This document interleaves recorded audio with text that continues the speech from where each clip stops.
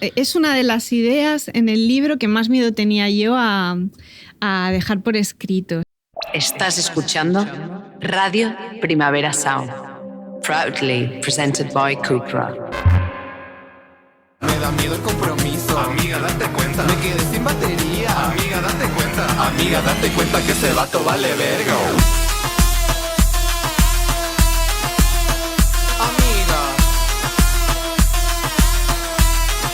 Amiga, date cuenta. Hola Begoña, ¿de qué te has dado cuenta? Hola Noelia.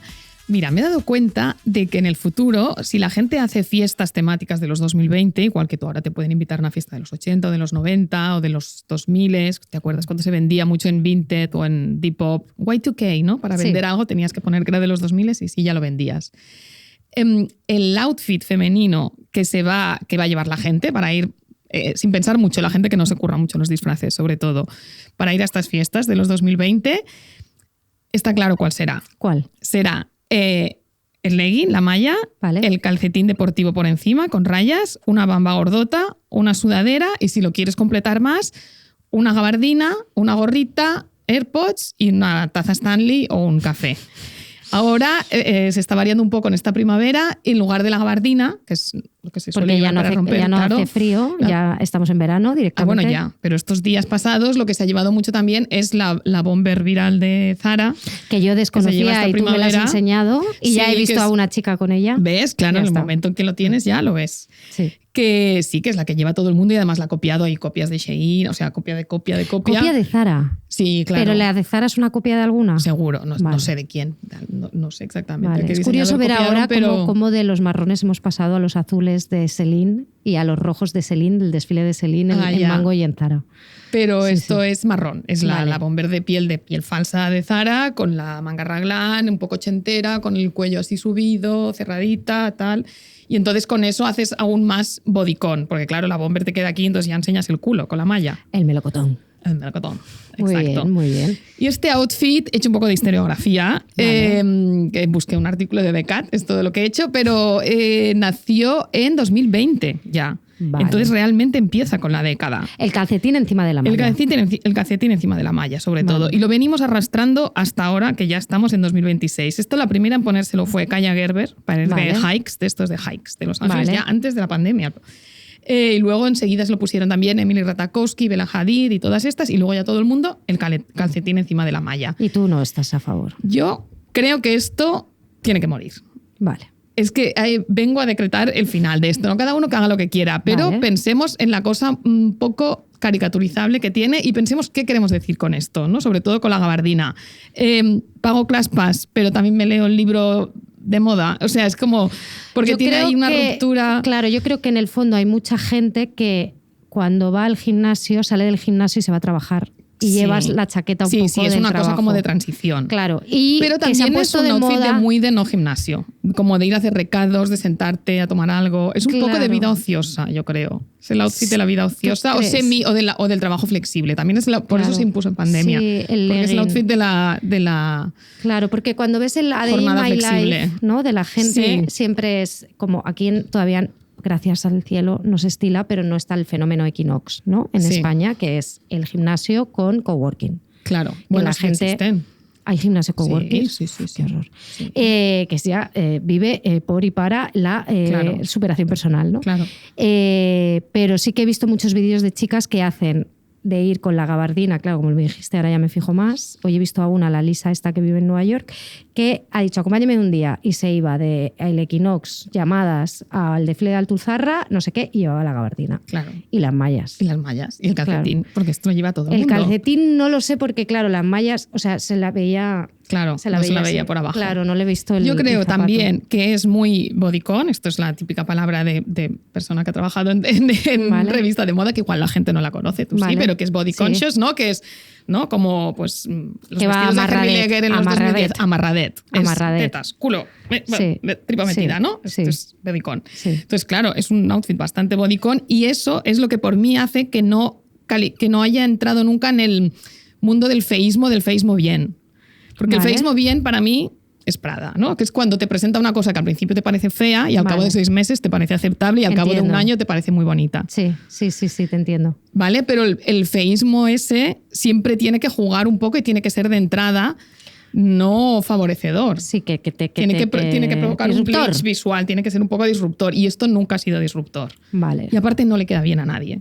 No le queda bien a nadie. Le queda bien a muy pocas, no, tía. Sí, a chicas sí. O sea, les quedan bien a las buenorras. Claro. Porque te hacen la pierna morcillona y es que quiero que muera esto ya. No, entonces vale. Tiene que morir. ¿Tú te has visto en este momento? Claro, yo lo he practicado para ir y volver de pilates exclusivamente. Vale. No iría a ningún otro lugar así. Pero siempre me he sentido... No. Claro, es que yo paseo mucho a perrita, ya. entonces... Hombre, yo sí, a ver, sí, justo tenía una... Las pintas que yo llevo es para que desgentrifiquen mi barrio. Cuando paseo estás haciendo activismo. Activismo aquí no hay gabardina, gorrita, no, esto es camiseta, calcetín, igual para arriba, para abajo claro. Y tal. Sí, me he visto, pero siempre me he sentido impostora. Primero porque no me gusta practicar la bamba grande, de hecho lo hago con las Adidas. En general, ya sabes que estoy en contra de la bamba grande, es una gran disidencia que tenemos. Sí, del zapatote. Yo soy de bamba pequeña, a mí ya no. Unas Adidas, unas Cortez, una cosa finita, pequeñita. Ya. Yo tengo varios modelos de esos y ya no puedo. ¿No? No. Es mejor. Me parecen vainilla aburrido. Bueno, la bamba grande, aburridísima. Bueno, es más llevamos osada. 10 años, no es osada. Bueno, sigamos. No es osada. Es mainstream. Nada que es mainstream es osado. Bueno, tiene unas connotaciones ahí, pigiles, la Cortez. Ah, ¿no? sí. Sí, como de nunca transgredes nada, ¿no? Bueno, hoy con Anya New Balance transgredes. No, que tampoco, no soporto las New Balance. No. Pues eso. No, estoy en contra. Y entonces sí, tiene que morir. Y estoy observando, a ver, llevan mucho tiempo diciéndose que las jóvenes ya no llevan mallas, que es mentira, porque yo las veo todas con mallas, ¿no? Se dice que las mallas son de millennial y que las jóvenes ya no, pero claro. Yo esto tampoco lo estoy viendo, pero sí que estoy viendo... Sí que llevan, ¿no? Pero se han publicado muchos artículos de que los leggings son de millennials. Vale, vale. Y sí que estoy viendo, por ejemplo, mira, hemos visto que en la portada del País Semanal de este domingo sale un bailarín guapísimo, no sé cuántos Diop, que lleva la mallita más tobillera, un trozo de cacho de pierna que se ve y luego el calcetín. Claro. Es que tampoco estoy abogando por el tobillero ni por el piqui. Vale. Quede claro. Porque tú me has querido tergiversar ahí. Hombre, porque Begoña me ha enseñado esta mañana la foto de ella con su malla y su calcetín y era tobillero y luego, me ha enseñado el calcetín y era de pilates de estos estos de las rayitas. De rayita, de profesional, de bailarina. Y entonces he dicho, a ver, pues esto no es un piqui, claro, pero es que a mí la cosa tobillera no me convence tampoco. No, el tobillero tampoco. Pero entonces dejar un cacho de pierna libre. No sé, pero hay que buscar una alternativa al calcetín por encima. Hemos dado vueltas. Hemos dado vueltas. Tenía opciones de darte cuenta más intelectuales y luego he dicho no, porque como lo que viene luego ya es muy de bueno, pensar. Es que hoy, la chapita. Venimos chapa. Entonces he dicho, y tenemos que aligerar además. Vamos a irnos a la frivolidad. ¿De qué te has dado cuenta, Noelia? Pues mira, yo he traído una cosa relacionada con esta, pero no es muy intelectualizoide tampoco. Es que lo leí en Substack, lo subió una chica que se llama Arabella Roth en las notas de Substack, ni siquiera hizo un post, simplemente era como un tuit. Y dijo... No hay vínculo más irrompible que el que establece una chica con ese libro mediocre que se leyó a los 14 años. Muy bueno. Y eso es verdad. Sí. Todo el mundo tiene un libro que no es el libro de tu vida, pero que tú te leíste con 14 años y tú tienes un vínculo con ese libro que has llevado hasta el infinito. Yo te voy a decir el mío, Bego, yo quiero que me digas el tuyo. Vale. ¿Cuál es el tuyo? A ver, No, tú primero. El mío es Beatriz y los cuerpos celestes, de Lucía Echevarría. Yo creo que me lo leí exactamente con 14 años, o sea que debió ser esa edad. A mí ese libro me voló la cabeza, como dice la gente, así, me voló el cerebro. No, pues realmente flipé, me lo bebí y me removió mucho y yo creo que si ahora lo volviera a leer me parecería súper absurdo, ¿no? Porque claro, tú hablas con la gente... No, ni te acerques. O sea, no, claro. O sea, Lucía Echevarría, hola, está como las maracas, se ha vuelto TERF, todo copia a todo el mundo. Yo creo que allí no copió, que yo creo que ese libro era suyo y era una historia... A mí es que me marcó y me pareció un librazo y lo tenía tan grabado que lo llegaba a escribir en las carpetas, el inicio de ese libro, en las carpetas y en las agendas de las amigas. Que yo no sé aunque esto que en el instituto tú siempre te firmabas, ¿no? Ahora la gente se manda WhatsApps, pero ahí no había móviles cuando nosotras íbamos al instituto y te dejabas notitas chorradas, en las agendas y en las carpetas. ¿Y cuál es el tuyo? A ver, antes. Lo he pensado. Yo creo que un libro así que me leí justo a esa edad y que me marcó bastante era La Casa de los Espíritus, de Isabel Allende. Pero ese no vale. ¿Por qué no vale? Porque ese libro es un libro que globalmente está bien considerado. No es verdad, es un libro mainstream, anda que no se ha rajado de la pobre Isabel Allende. Bueno, pues se ha vendido millones de libros, no se Bueno, vale. claro, No vale y ni la. Beatriz, no vale. y los cuerpos celestes no, sí que no, No era es mainstream. como La Casa de los Espíritus. Perdona. No tiene nada que ver. Y La Casa de los Espíritus no es un libro mediocre, es un buen libro. Sí, es un buen libro, se va a hacer la Claro. adaptación de Netflix. Esto no vale. Esto es como que la gente dice, el 40 decente, no. La Casa de los Espíritus. Pero, tía- no, yo también me leí con esa edad La Casa de los Espíritus, Paula, me leí 100 Claro, años de porque soledad. entrabas ahí en esa senda, Pero claro, y ese te no es leías el y ahí libro van una- mediocre. Ese no es el vínculo. Pues no tengo otro, ¿qué quieres Porque que te diga? La chica más lista que ¿Quieres conocemos. te diga? Oye, me lo voy a inventar. La chica más lista que No, conoces. pero que era ese punto ahí, ¿no? Del realismo mágico con el que Isabel entrabas y Allende, ahí... subrealismo mágico. Hombre, era una es derivación de... Era la firma Lo del anterior. realismo mágico femenina. El realismo mágico era García Márquez, esto era Ya, lo que vino pero después, era pero- una derivación. Y no era nada bien considerada. Bueno, mira, cógete lo que dijo Bolaño sobre ella. O sea, Madre, la Bolaño gente la me odiaba. pela. Pero quiero Pero decir, no era es nada un bien libro que se considerada, era adaptaba a una la cosa tele. mainstream de leer las señoras, dicho como lo diría un señor, o no lo digo yo en ese sentido. Para mí, no. Para mí, Paula, La Casa de los Espíritus, 100 años de Claro, yo soledad. los leí todo todos esos, los enrollando. Claro, Paula, pero Eva eso no es un- Luna, los pero- cuentos de Eva Luna, y me Ay, los pero cogí y me los leí también los todos. cuentos de Eva Claro, Luna. tías, que entrabas ahí, entrabas por esa ahí. senda y era como un inicio de las lecturas adultas. Sí. Y luego ya te ibas a leer otras cosas. Sí, pero no me vale ese. Pues lo no siento, tiene, no es tiene lo que libros tengo. mediocres, No Begoña, tengo es más, muy fuerte no tengo lo más, suyo. no me voy a dejar amilanar por ti y ahora vas a hacer la prueba. Rob, el rever. Me he enfadado. Se ha enfadado, Begoña. No. Noelia, igual que... Y esto me lo creo total, ¿eh? Y me encanta.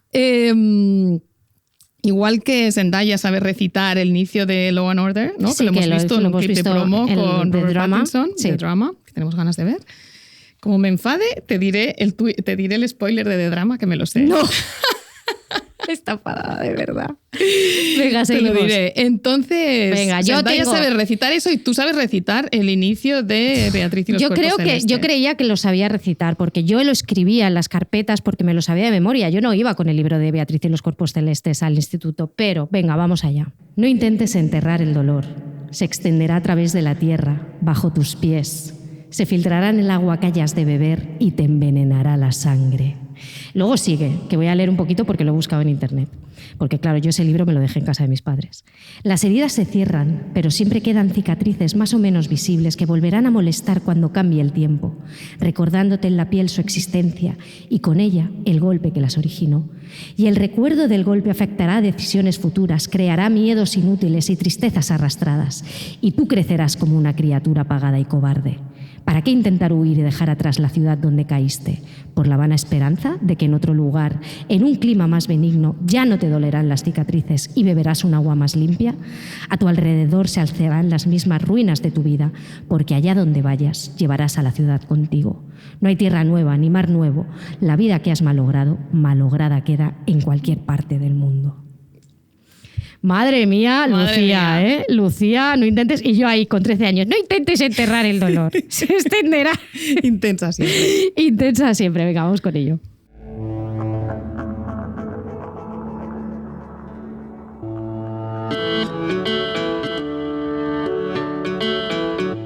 Amiga Date Cuenta, con Noelia Ramírez y Begoña Gómez Urzaiz.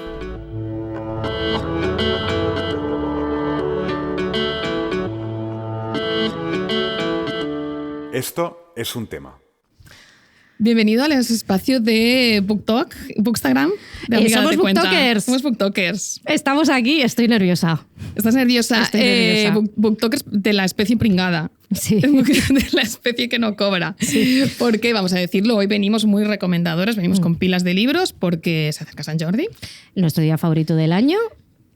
Siempre lo será. Y venimos a recomendar Sí. libros. Pero antes queríamos hacer este apunte. Esto es un tema sobre el asunto este de los booktokers. Yo me siento un poco como naif, me siento muy ingenua con esto. No levanto cabeza. Nos estamos mandando unos gifs, Begoña y yo, esta semana de que no podemos con los dineros. Pero me siento muy ingenua con esto. Sí. Porque, a ver, Luna Miguel publicó también una nota larga en Substack diciendo que acababa de descubrir también el mundo de cobrar por recomendar, cobrar por prescribir. Ella además lleva haciendo prescripción de libros en distintos formatos desde hace mucho tiempo. Sí.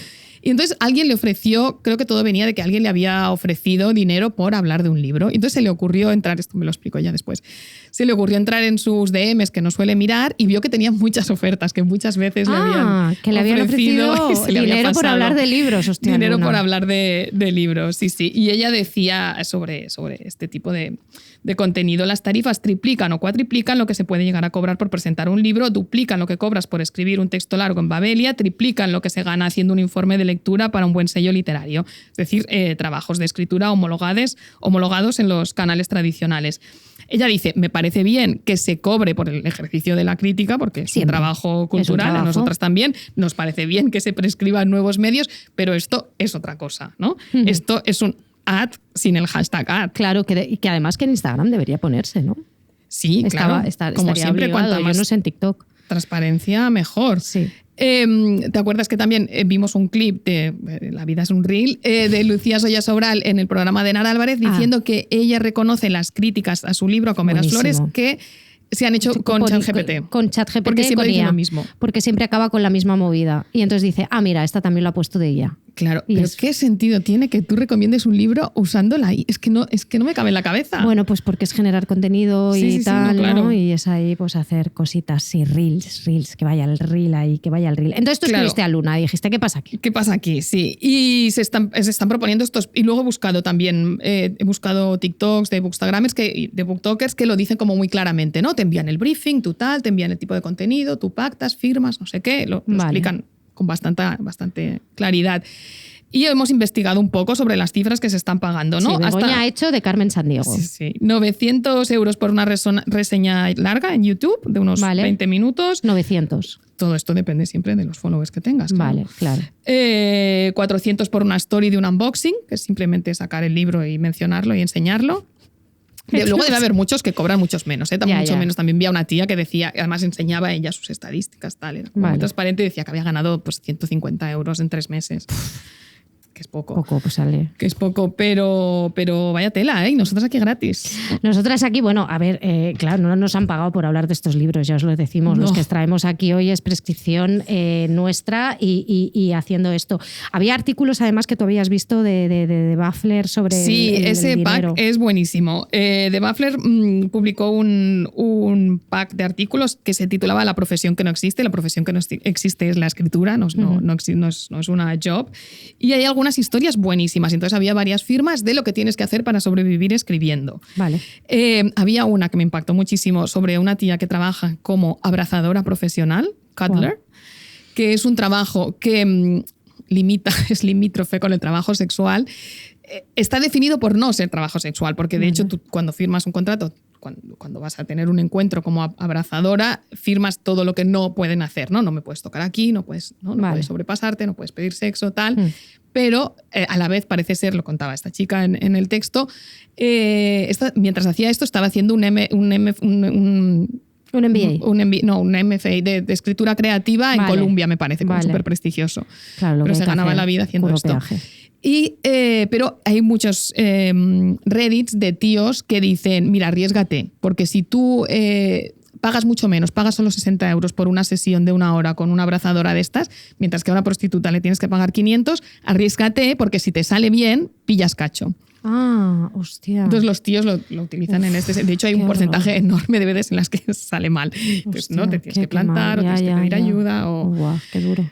Ese me impactó mucho. Y luego me impactó mucho aquel que te conté de la tía que trabajaba como espiadora en redes sociales como espía para aseguradoras. Ella misma tenía una deuda enorme, creo que también de sus estudios universitarios. Claro, salió el otro día el guapito de The Pit que había pagado, se la han pagado, le he su visto, deuda universitaria de $80.000. Claro, tú acabas de estudiar sin un puto duro en la vida y ya debes a alguien $100.000. Sí, pero ¿cómo empiezas tu vida con $100.000 de deuda? No se puede, está roto ese país. Pues esa chica roto. tenía unas deudas enormes de esto y también deudas médicas porque es que los detalles son importantes porque al final la lectura de todos estos textos era muy Estados Unidos país roto, o sea, porque eran condiciones muy... O sea, evidentemente cuesta vivir como escritor en cualquier lugar del mundo, pero había algunas condiciones que eran muy particularmente estadounidenses por el hecho de no tener sanidad universal.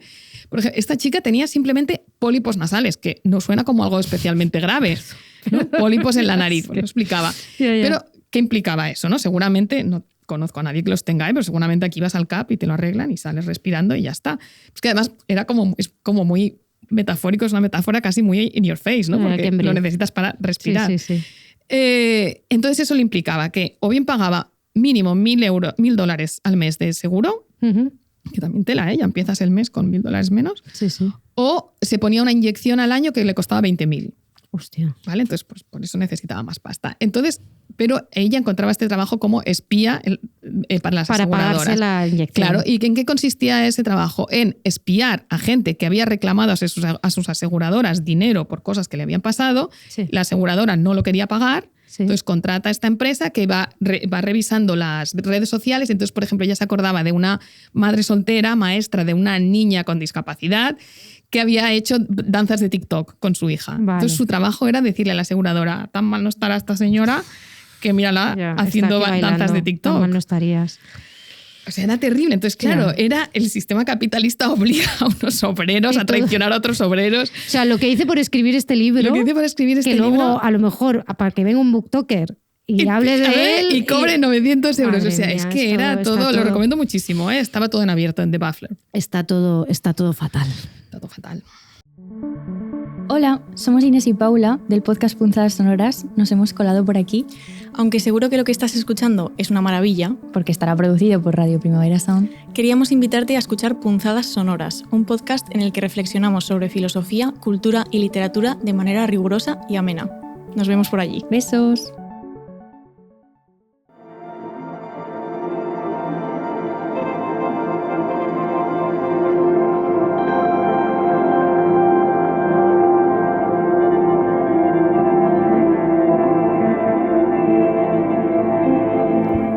Yo me quedaría en los paisajes sonoros de Rob Roman, que siempre suenan por aquí. Pero bueno, madre mía, Begoña, venimos sin cobrar. ¿Tú te crees tú aquí en modo Carmen Sandiego haciendo investigaciones sin cobrar por hablar de los libros? Nosotras cobramos por nuestro trabajo, obviamente.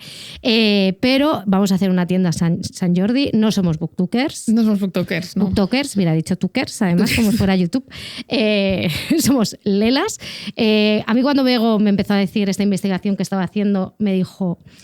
Me escribió en el chat que tenemos en el trabajo, que no es el personal, me dijo, el dinero siempre se aleja de nosotras, Noelia. El dinero nos ve y corre. Y te puse un gif muy mono de un pingüinito que va perdiendo dinero por el camino. Pero esto nos pasa por otras circunstancias ajenas a esto, que cada vez, mira, nunca nos vamos a corromper nosotras, nunca nos van a llamar vendidas, porque nadie nos da oportunidad de corrompernos. Es increíble. Cada vez que hay una oportunidad en la que podemos ganar dinero, se cae. Se pierde. Se Entonces cae. no Esto es pasa nada. Entonces el dinero nos ve y corre. Nos ve, pero lo que permanece aquí en nuestros cuerpitos que traemos aquí es el entusiasmo que traemos. El entusiasmo, porque nos gusta mucho hablar de libros, nos encanta hablar de libros, además entre nosotras hablamos mucho.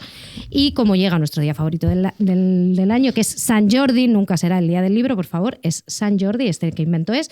Venimos aquí prescriptoras entusiastas. Y venimos a hablar de libro. Por cierto, vamos a establecer así una charla, como si esto fuese una tertulia francesa de libros, como en una peli de estas de Haneke, que siempre hay un intelectual que va a un programa literario y cuando sale le pasa alguna cosa súper oscura y súper dark. ¿Pero en qué peli de Haneke pasa esto? Tía, la de Código Desconocido. Ah, vale, es verdad.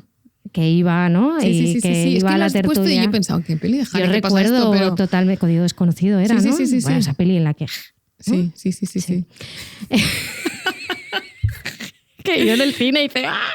Bueno, perdón, que nos vamos, Begoña. Hoy estamos un poco dispersas. Bueno, pues Begoña... Ella ha estado en una tertulia de Haneke. Yo no. A ver, la cosa es que hay una tertulia de libros en Francia. La Grande Librairie.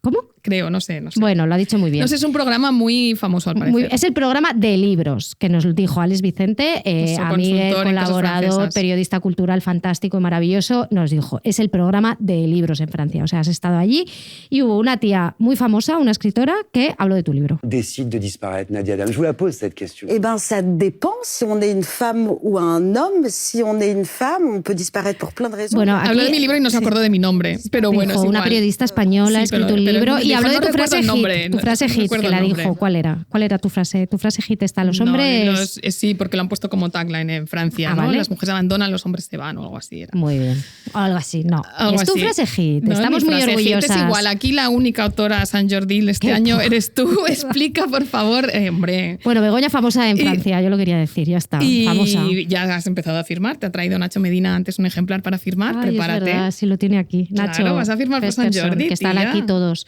Está Rob, Andrei, Nacho, todos. Yo voy a firmar, sí, mucha ilusión. Mira, el día 18 hago una previa en la Ciutat Invisible, en Sants, o sea, el sábado 18 de abril, firmo de 12 a 1 con Irene Pujadas, la autora de La intrusa, que ha ganado muchísimos premios, ella publica en el New Yorker, ella es tal, yo soy aquí la vedette que va con ella. Ganadora del premio Cinestras de novela catalana, creo que quedó mejor libro del año también en Quadern. En Quadern, o sea, una eminencia allí, pues estaremos las dos allí firmando a esa hora. Y después, el día de San Jordi, yo como soy periodista ante todo y tengo que currar, me he reservado solo 2 horitas por la mañana porque por la tarde quiero currar. Podrías haber cogido el día de autora, también te digo, ¿eh? Pero es que es el día de... ¿no? Si la sección de cultura se trabaja. Ya. Pero bueno, entonces de 11 a 12 estaré en el Espai Crisi y de 1 a 2 en el espacio de la Central en Passeig de Gràcia. A ver, ¿quién te toca al lado? Bueno, pues alguien que firme mucho y yo estaré sola, así que pasaos, saludadme. A ver, 11 a 12 Espai Crisi, de 1 a 2 en la Central de Passeig de Gràcia. Ahí estaré yo con Noelia, por los favor, libritos amigues. amarillos. Id a ver a Noelia. Sí, y dicho esto, también queremos que este programa sea un abracito. Sí, queremos que sea un abracito a nuestros amigos del sector editorial, obreros editoriales, como dice después una de las personas que participará, y por eso iréis oyendo voces de muchos amigos del sector editorial a los que queremos mucho, porque tiene mucho mérito, mucho de lo que hacen. Por supuesto, los editores independientes tienen muchísimo mérito, que hacen 10 trabajos en uno, lo que en un sello grande hacen 10 personas.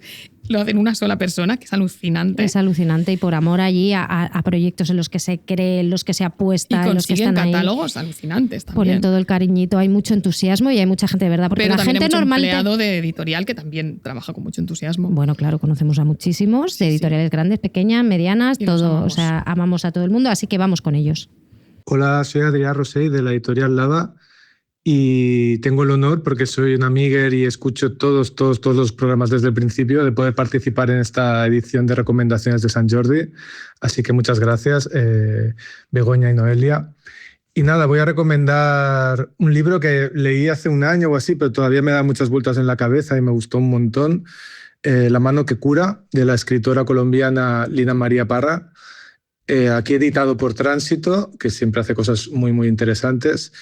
Y es una obra, bueno, sobre magia, sobre poderes, sobre supersticiones, sobre la familia.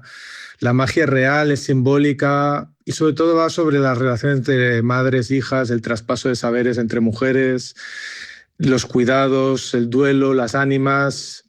Y si tuviera que equipararlo con un sentimiento, con un objeto, sería como encontrarte una reliquia escondida en algún viejo armario familiar, y cuando la abres descubres algo de tu familia y por conclusión de ti mismo que desconocías.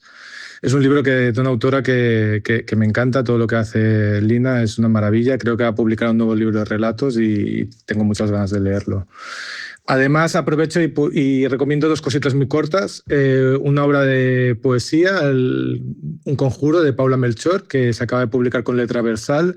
Paula ya lo petó mogollón con su anterior libro, Amor y Pan, y en este libro sigue con sus indagaciones sobre ficciones, fábulas, mitos, y creo que tiene una virtud muy única la prosa tan limpia y abierta de Paula, que es llenarte de esperanza. Y eso creo que hoy en día es súper, súper importante, y Paula en eso es única.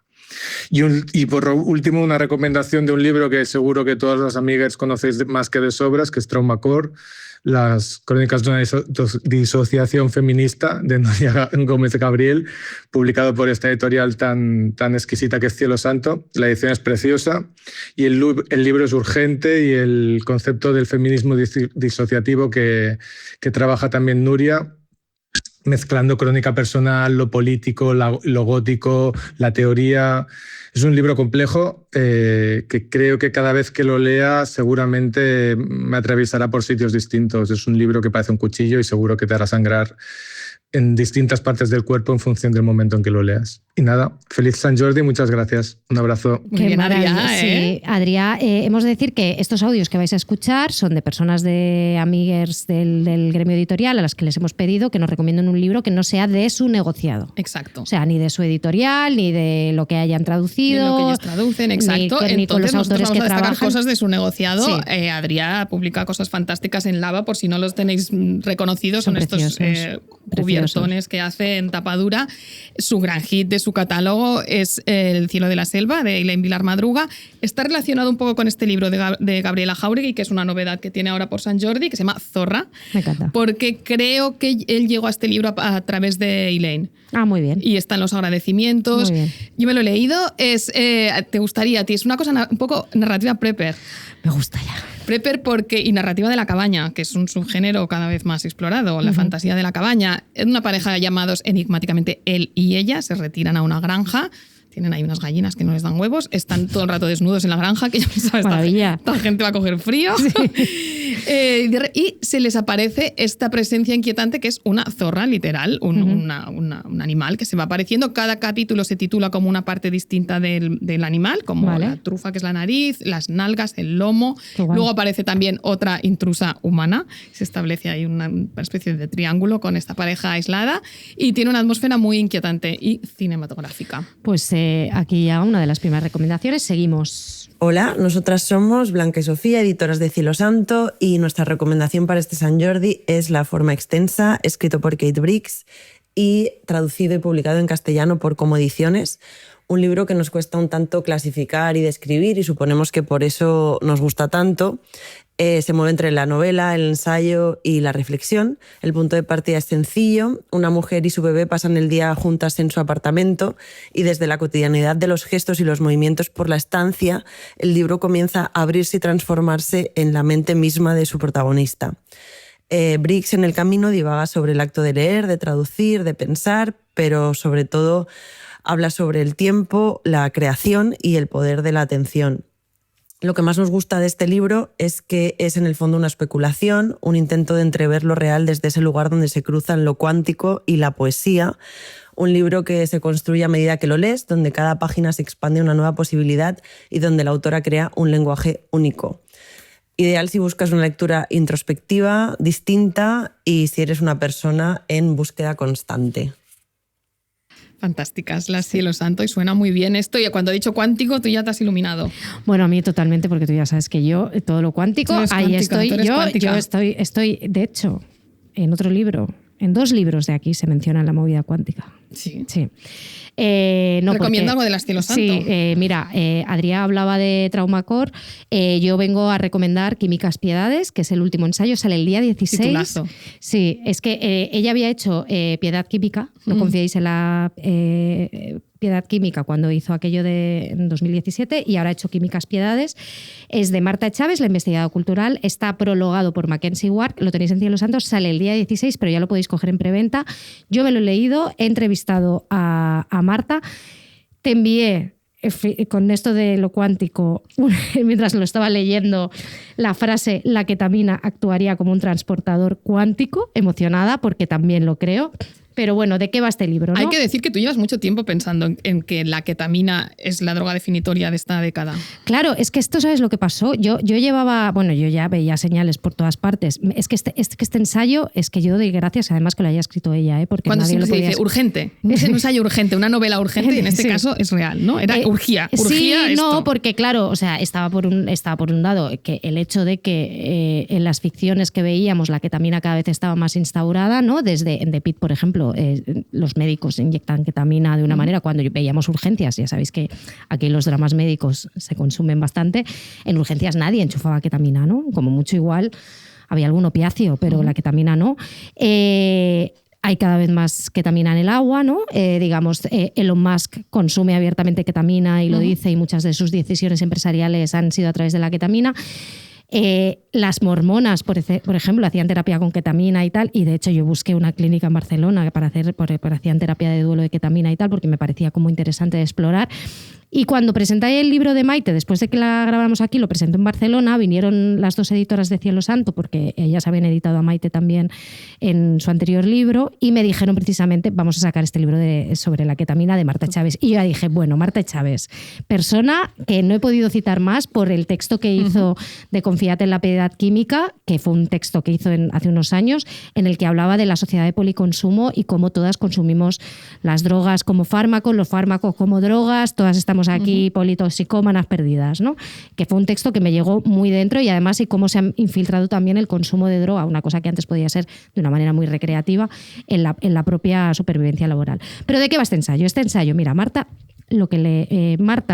su primer trabajo, ella siempre ha estado investigando sobre drogas y cómo los estados o el poder disciplina los cuerpos también a través de la política con las drogas, porque su tío murió de SIDA, y entonces ella hizo una investigación sobre los silencios familiares que hubo también entre la heroína y el VIH. Luego hizo esto y ahora ha escrito este libro porque ella dijo, cuando vio que la ketamina había pasado a ser un medicamento, ¿vale? Porque ahora te pueden prescribir ketamina contra la depresión, es un antidepresivo, además viene ella te hace un capitulito muy majo sobre todos los dispositivos que hay para tomarlos y cómo médicamente se hace de manera chic y todo, ¿no? Y entonces ella básicamente te dice esto, te dice por qué la ketamina ahora mismo es tanto, ha calado en un momento político en el que puede ser, tiene una ambivalencia de ser un anestésico respetado en el ámbito legal, un antidepresivo también recetado y una droga en auge en el de esto recreativo. También una cosa de por qué la ketamina se consume tanto también entre la gente, porque digamos que también es una droga que tú puedes combinar muy bien con los fármacos, porque todo el mundo está tomando muchas cosas, no que sea una época que la gente solo tome ketamina. Y luego habla de otra cosa que me parece súper interesante, que es el renacimiento psicodélico, que es esta era que está diciendo que está viniendo, que es que después de haber matado, digamos, la ciencia lo había matado todo, y entonces ahora han llegado otros que también se ha juntado con toda esta pena mesiánica de Silicon Valley, ¿no? Que todos toman psicoactivos, que todos ven la luz, el creador de ChatGPT se pone ciego de hongos y él cree que tal, incluso la IA está muy relacionada con esta era de renacimiento psicodélico, y si le pone renacimiento también viene por todo los métodos chungos que hubo en el renacimiento hace años y en el renacimiento de ahora, ¿no? Bueno, os estoy pegando una chapa muy larga, pero leeros el libro, Begoña no puede más, me está diciendo, venga, corta. Me enrollo como las de esto. Muy bien. Químicas Piedades, leéroslo. Marta Chávez, fantástico, de verdad, está súper bien.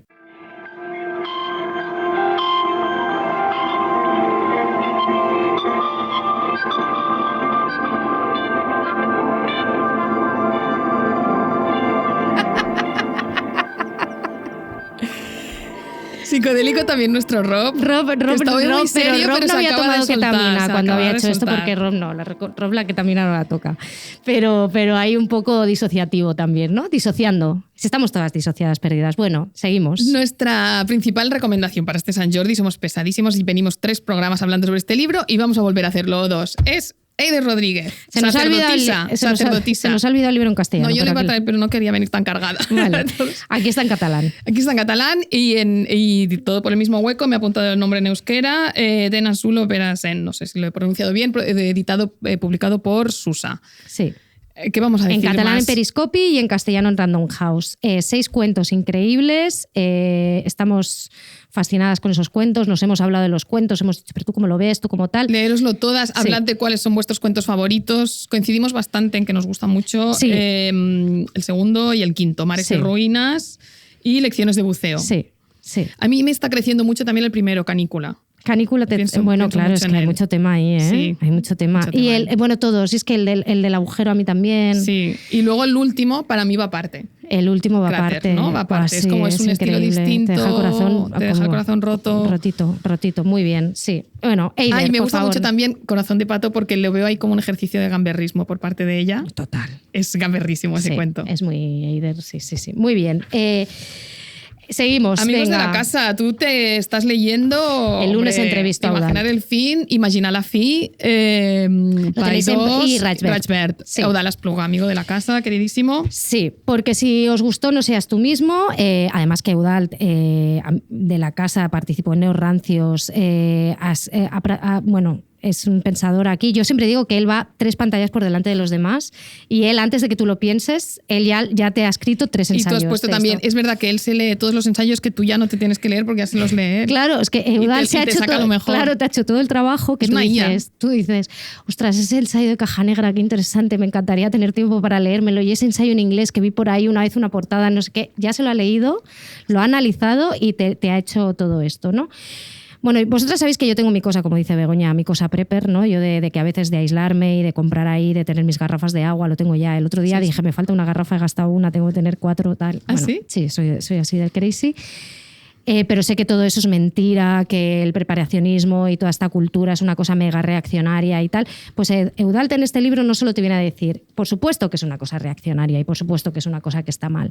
Y por supuesto que hemos llegado, porque es que además ha hecho una cosa Eudald que es muy guay, que es que todos hemos repetido como loritos la frase de Mark Fisher. De Mark Fisher, que no es de Mark Fisher, que no se decía que era de Frederick Jameson o de Zizek, pero no se sabe. Y Eudald te dice en el libro, es que igual ni Frederick Jameson la dijo así, él como que la parafrasea también, o sea que nunca sabremos. Porque somos capaces de imaginar. Es más difícil imaginar el fin del capitalismo que el fin del mundo. Entonces, y era una frase que nos flipaba, ¿no? Nos la hemos repetido y estábamos ahí diciendo, claro, es más difícil, pero ¿qué pasa? Ya no es que no sea más difícil imaginar el fin del capitalismo que el fin del mundo, es que ya estamos en el fin del mundo. Porque lo que te viene a decir Eudald es, el fin del mundo no va a ser ninguna bomba, no va a estallar una cosa y tal. El colapso es una cosa lenta, difusa, monótona. Y es lo que estamos viviendo, estamos inmersos en el colapso. Y lo que está pasando es que hay un montón de gente que está sacando pasta de todo esto, ¿no? Porque además están haciendo todo el dinero con toda esta cosa de la idea del fin del mundo, los búnkeres y tal, la vida en Marte, que luego son cosas que también él dice, ¿quién se quiere ir a vivir a Marte? ¿Quién se quiere meter en un búnker debajo de Arabia Saudí a vivir allí? Toda esta gente está haciendo una pasta increíble, pero realmente no es nada sexy. Pero bueno, él lo que dice, el fin en el fondo implica ruptura y lo que tenemos que hacer, porque vivimos una crisis. No es que haya realismo capitalista, hay realismo cosmológico y vivimos una crisis cosmológica. Compraos el libro y lo entenderéis, de verdad. Pero tiene toda la razón porque dice que hay una crisis ontológica, hay una crisis epistemológica, te da todas las respuestitas ahí, Eudald, que lo hace divino. Pero te viene a decir, dentro de estos imaginarios apocalípticos, podemos imaginar en este fin del mundo hacia dónde queremos que sea ese fin. Ya estamos en el fin del mundo, ya estamos en el meme de This is Fine. De hecho, da un dato que yo no sabía. ¿Tú sabes que hay un reloj del apocalipsis? No. Pues hay un reloj del apocalipsis y ¿sabes cuántos segundos le quedan a la Tierra? ¿Cuántos? 86. Hola, Bego y Noé, amigas, amiguers. Aquí Noé Olves, obrera editorial encargada de llevar la comunicación de Alianza, Cátedra y ADN.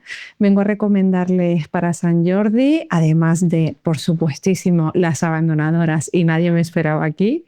Salvapantallas de Luis Chávez, que aquí en España está editado por Los Tres Editores. Es un libro que me recomendaron hace un montón de años. Lo abrí ayer y lo he terminado hoy. Me ha parecido bellísimo. Podríamos decir que es un conjunto de anotaciones, falso diario, un conjunto de recuerdos muy bonito, con mucho sentido del humor, y no me queda otra que darle la razón a todas esas personas que me lo recomendaron con tanto ahínco.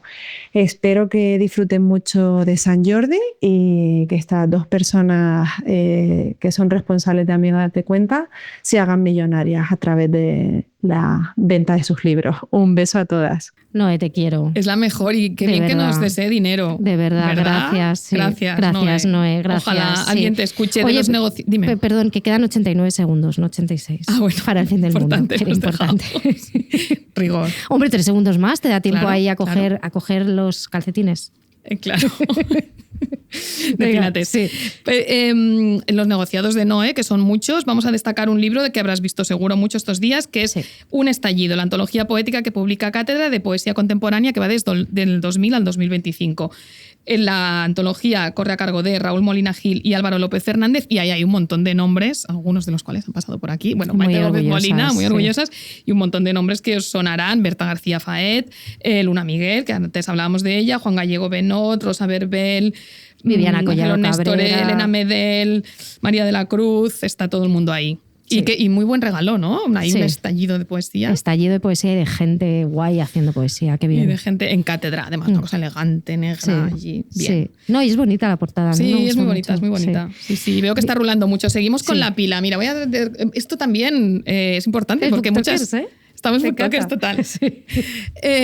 Muchas amigas van a tener que comprar también o van a querer comprar libros a las personas pequeñas de sus vidas y así que traigo una recomendación de literatura infantil y juvenil que no te exagero si te digo que es de los libros que más me ha gustado en lo que va de año y he leído muchísimo este año porque he leído muchas novedades también porque primero fui jurado de un premio que me obligó a leer también muchas cosas que tenía pendientes, ahora por San Jordi, por todas las cosas que tenemos que leer de trabajo. O sea, de los que más de todos. Te lo juro, sí. Muy bien, sí, ¿no? Sí. Pues adelante. Porque lo he disfrutado muchísimo. Es de María Parr, se llama Oscar y yo, es una novela, 182 páginas, una novela cortita, pero podéis hacer lectura acompañada con niños desde 7, 6 años. De hecho, uno de los protagonistas tiene como 5 años. Pero la pueden disfrutar niños de hasta 11, 12 años. De esta autora, María Parr, que es noruega, ya sabes que estoy muy en mi etapa noruega. Bueno, Begoña pasa de su etapa brasileira, portuguesa y ahora está noruega. Ahora es este invierno ha sido noruega. Dilo, Renate. Renate Ransva. No lo he perdido, ¿eh? No. Que estás dentro. Estoy dentrísimo. Me felicita Rob, que es nuestro noruego residente. Sí. Pues mira qué bonito. Los niños de este libro, es que además tienen unos dibujos, viven en este pueblo idílico, increíble, que puedes ir viendo la casa de tal, la casa de cual. Entonces es muy pintoresco. Van al cole con chalecos reflectantes para que se les vea entre la nieve. Ay. Es muy moni. No, pero a ver. Pero a ti no te gustaría nada eso, Begoña, nieve. No, yo tú, lo odiaría, niños, tú lo odiarías. Yo lo romantizo, yo odio el frío. Por eso digo, me te va con chaleco. Digo, si tú odias el yo lo odiaría, pero yo lo leo y vale, qué bonito. No, está bien.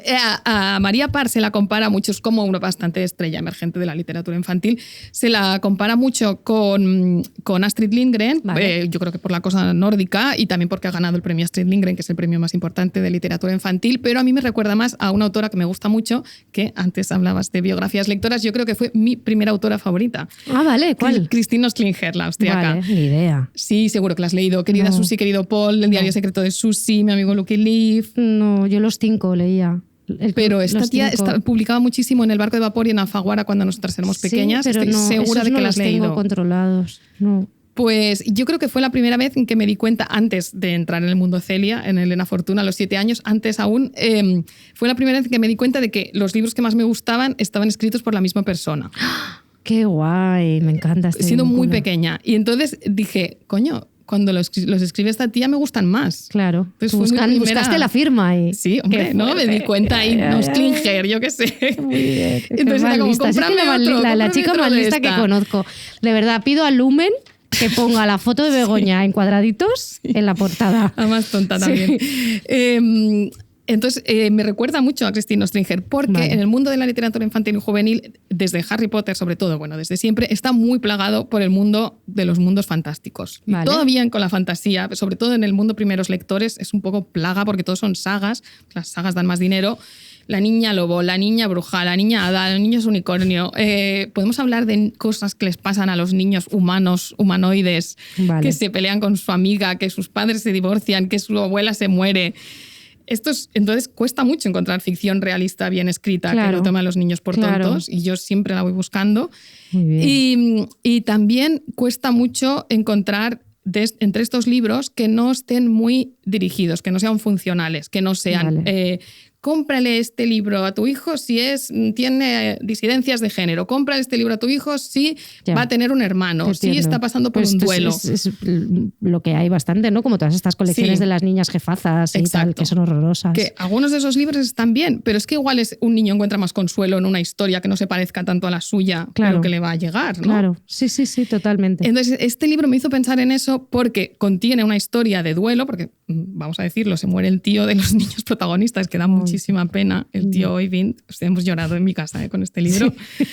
Que es gay, le sobrevive su novio, su marido, da mucha pena. Pero está súper bien narrado como esta historia y luego les pasan muchas otras cosas a estos niños menos dramáticas, la primera nevada, no sé qué, el trineo, tal.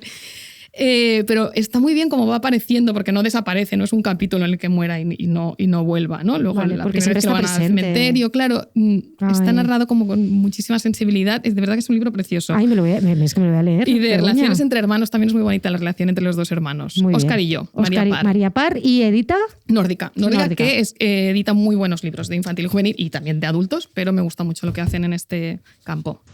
Hola, amigues. Soy María Cardona, agente literaria y muy fan de Begoña y de Noelia y de todas las amigas y el Amiga Date Cuenta. Y mi recomendación para este Sant Jordi es una novela que me he leído en las vacaciones de Semana Santa, que se llama Lost Lambs, de Madeline Cash.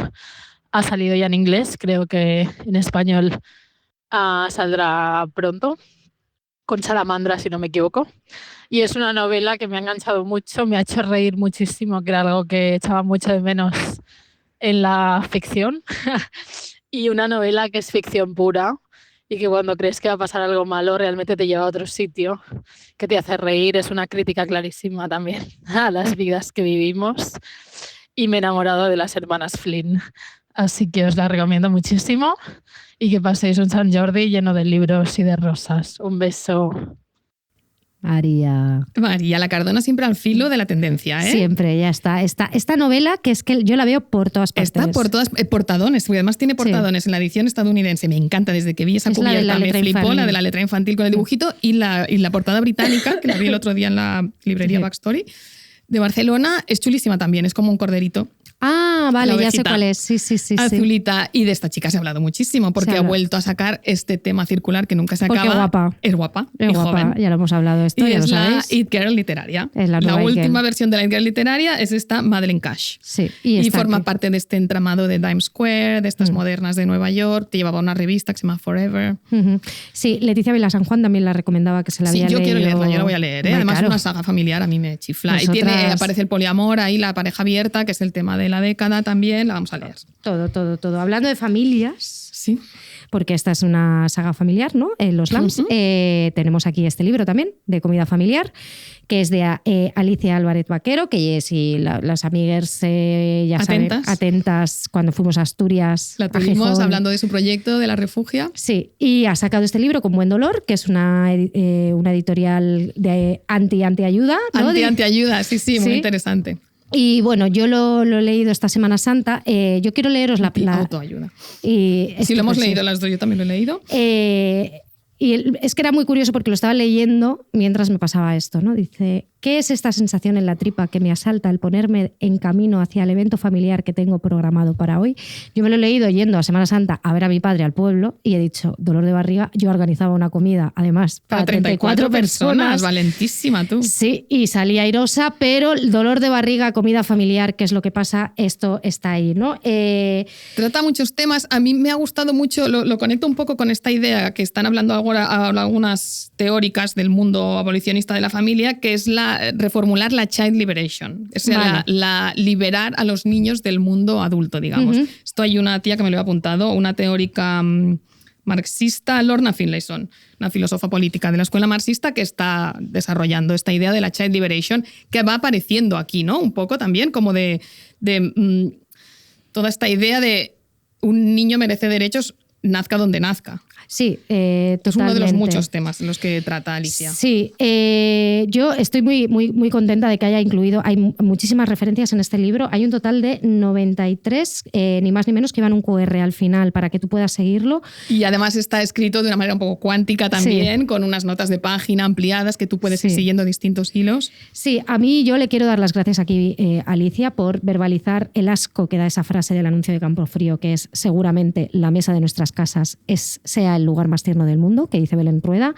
Me ha gustado mucho. Has dicho que es un libro anti-Campofrío, y es verdad. Sí, no, y ella le establece ahí contra Campofrío también lo suyo, que es una cosa que nosotras hemos debatido mucho entre las dos, porque lo que viene a decirte es que en la familia también campan a sus anchas un núcleo de brutalidades que nadie merece, pero que todas acabamos consintiendo, ¿no? Y hay esta cosa, ¿no?, de también que a mí me gusta de que a veces en todo libro parece que lo tenemos que poner y parece que ahora lo tenemos que decir todo otra vez de nuevo, ¿no?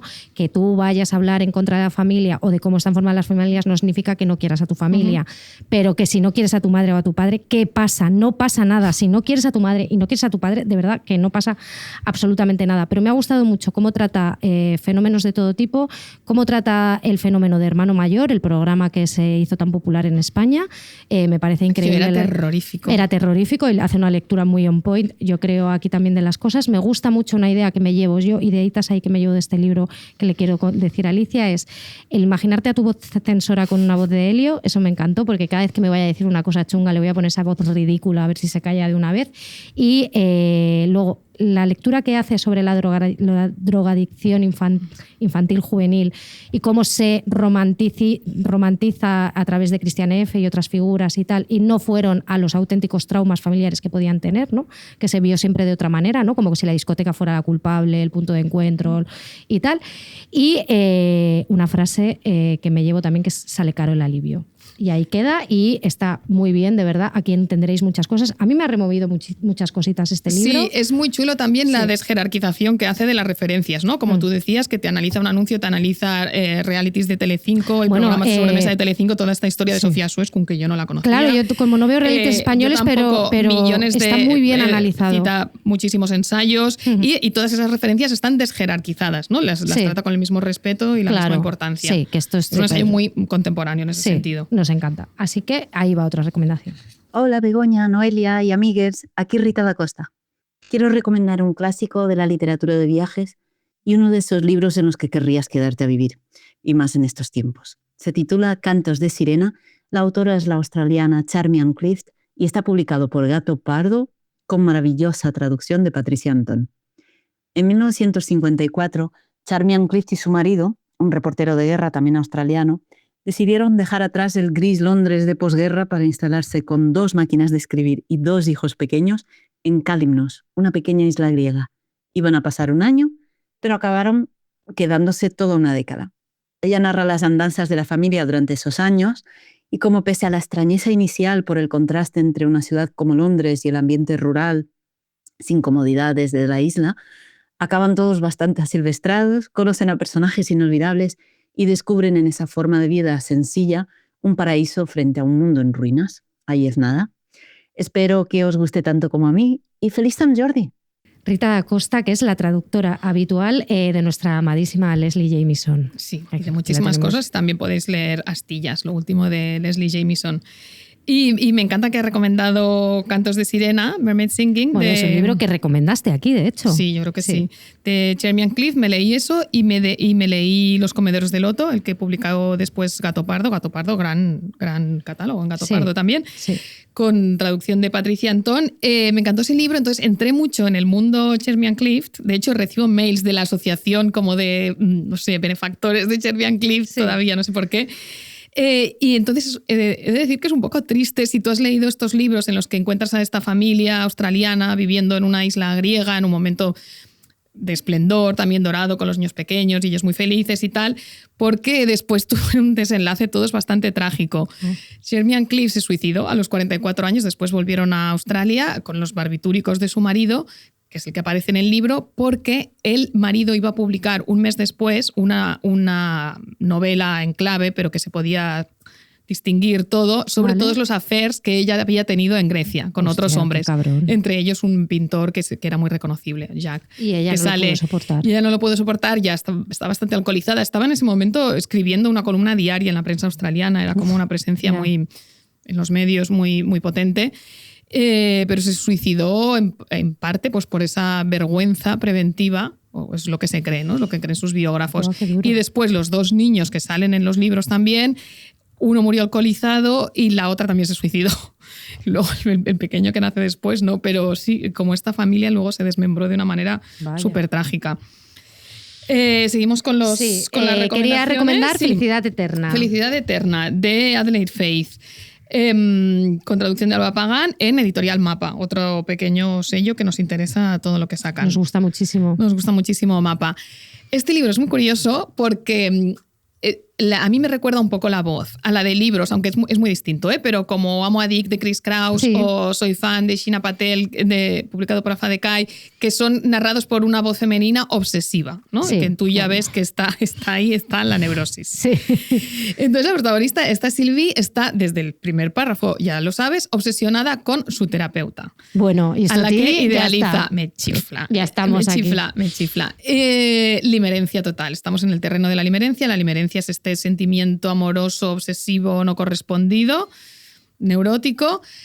Además, es que no sé qué me está pasando últimamente, que no paro de leer historias sobre personas que se enamoran obsesivamente de sus terapeutas. Me vi el otro día una peli bastante buena que se llama Severed Head, de los 70, que está basada en una obra de Iris Murdoch. Vale. Está en Filmin. que también empieza así, con Lee Rebnick, que se enamora de su psiquiatra, que es mucho más feo. Me encanta Lee Rebnick. A mí también, me encanta. Mira, no sabía, una de compartida. Teníamos esta filia compartida. Sale guapísima ella. Y luego me obsesioné, ya lo sabes, con ese relato de... que yo me pasé la parada de autobús y todo, me lo pasó Begoña y estaba valía tan... la pena, que valía muchísimo. la pena. Bueno, un historión tenéis, pero ya no están abiertos. Ya no están abiertos, ahora vuelve a estar encerrado. Se llama, lo he puesto, Transference in the Afternoon. Ah, sí, tenéis que leerlo. Es un temarral. Es un temarral, es una historia, es un artículo de no ficción sobre una historia real que sucedió en la que un banquero, ¿no? de finanzas empezó esta relación folleteo con su psicóloga. Con su psiquiatra, porque estamos hablando de psicoanalista, ¿no? Sí. No era bien psicoanálisis, pero ellos eran de la escuela del psicoanálisis. Porque entonces entran todos estos temas de la transferencia. Sí, la transferencia es cuando tú transfieres sentimientos que tienes hacia un padre o un amante a tu terapeuta. Sí. Y luego entra la tercera figura, que es el mentor de la terapeuta. Que es que estaban enrollados y luego él le pagaba a ella. Se enrollaban y follaban en la hora sí. Y él seguía pagándole. Y le pagaba 1.000 euros. Le pagaban cash, como se paga muchas veces a los terapeutas. Y la llevó a juicio. Entonces, al cabo del tiempo, él se dio cuenta, porque él también dejó el banco y dejó las finanzas, se formó también como terapeuta, entonces empezó a leer también sobre psicología y psicoanálisis y decidió que eso había sido una forma de abuso. A pesar de que llevaban 10 años follando en horario laboral. En horario laboral, los martes y los jueves te pasas por aquí, me dejas el dinerito y sigue con la mujer, ¿eh? Es muy fuerte mujer esa le perdonó. Historia. Que ese hombre luego estuvo también metido en los ataques que hubo en Bombay a los extranjeros allí y estuvo encerrado. Bueno, es que porque eso es lo que le cambió la vida. Y ella sigue ejerciendo también como terapeuta, que yo entré en la web. Claro, no, yo lo que quería ver era la entrevista que le hicieron a él en Charlie Rose.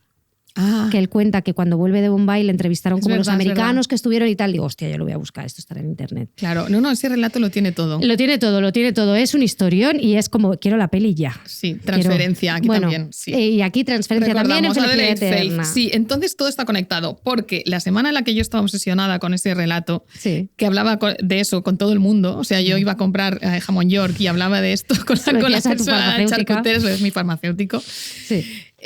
Pues fui a una comida y empecé a hablar de esto y la persona que estaba allí, que es el autor de otro libro que voy a recomendar, me dijo, yo edité ese texto para Granta. ¿No sabías? Me digas, no. Y yo, no me lo puedo creer. Bueno, o sea, claro. Sí, que es Will Rees, autor de este libro muy interesante, Ensayo para Alfa Decay, Hipocondría, que es, como su nombre indica, un ensayo sobre la historia o un recorrido de la hipocondría partiendo de su propia experiencia como hipocondríaco. Está muy bien, hay muchos detalles muy interesantes. Tiene muy buena perspectiva de género, ¿no? Porque normalmente la hipocondría ha sido masculina y la histeria ha sido femenina. Tiene muy buena conexión, tiene también una perspectiva de clase, porque el prestigio de la hipocondría, el prestigio de la melancolía, ¿no? En qué momento se convierte en el atributo de la intelectual, la melancolía, porque durante muchos años se confundían la melancolía y la hipocondría. Y cuando los melancólicos los mandaban, yo digo que me manden a mí también, como, ¿no? A pasear, como la montaña mágica. Es como los tuberculosos también, en plan, ¿quién fuera tuberculosa? ¿Quién fuera tuberculosa? Sí.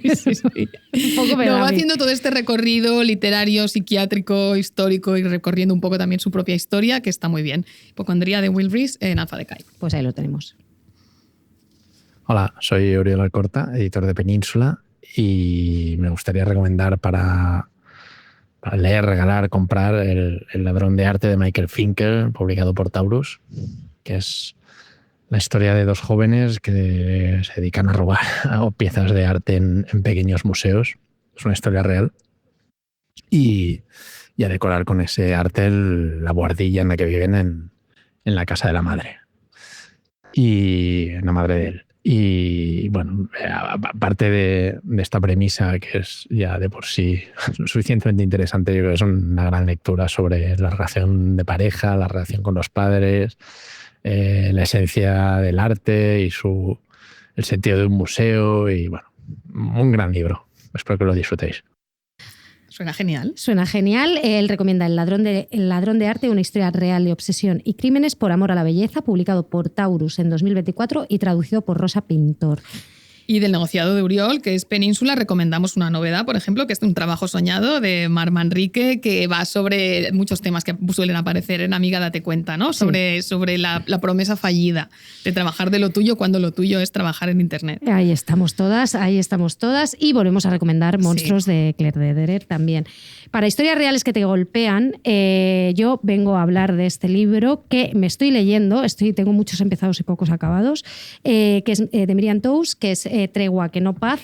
Yo a Miriam Toews me lo he leído todo de ella, soy bastante fan, la he entrevistado 2 veces y la última vez que colgué con ella el Zoom dije, qué mujer, o sea, te quedas con una sensación de esta tía es súper, o sea, tú la ves y no tiene una belleza mega normativa, ¿sabes lo que te quiero decir? O sea, es guapa, rubia, tal, así tal, pero es que es sexy porque tiene tanta autoestima, tiene tal sentido del humor, tiene tal manera de ver la vida que dices, es que los niqab, como le dijeron a Alba Riera, ¿no? Tenían razón y la autoestima es sexy y Miriam Toews además escribe de una manera muy especial.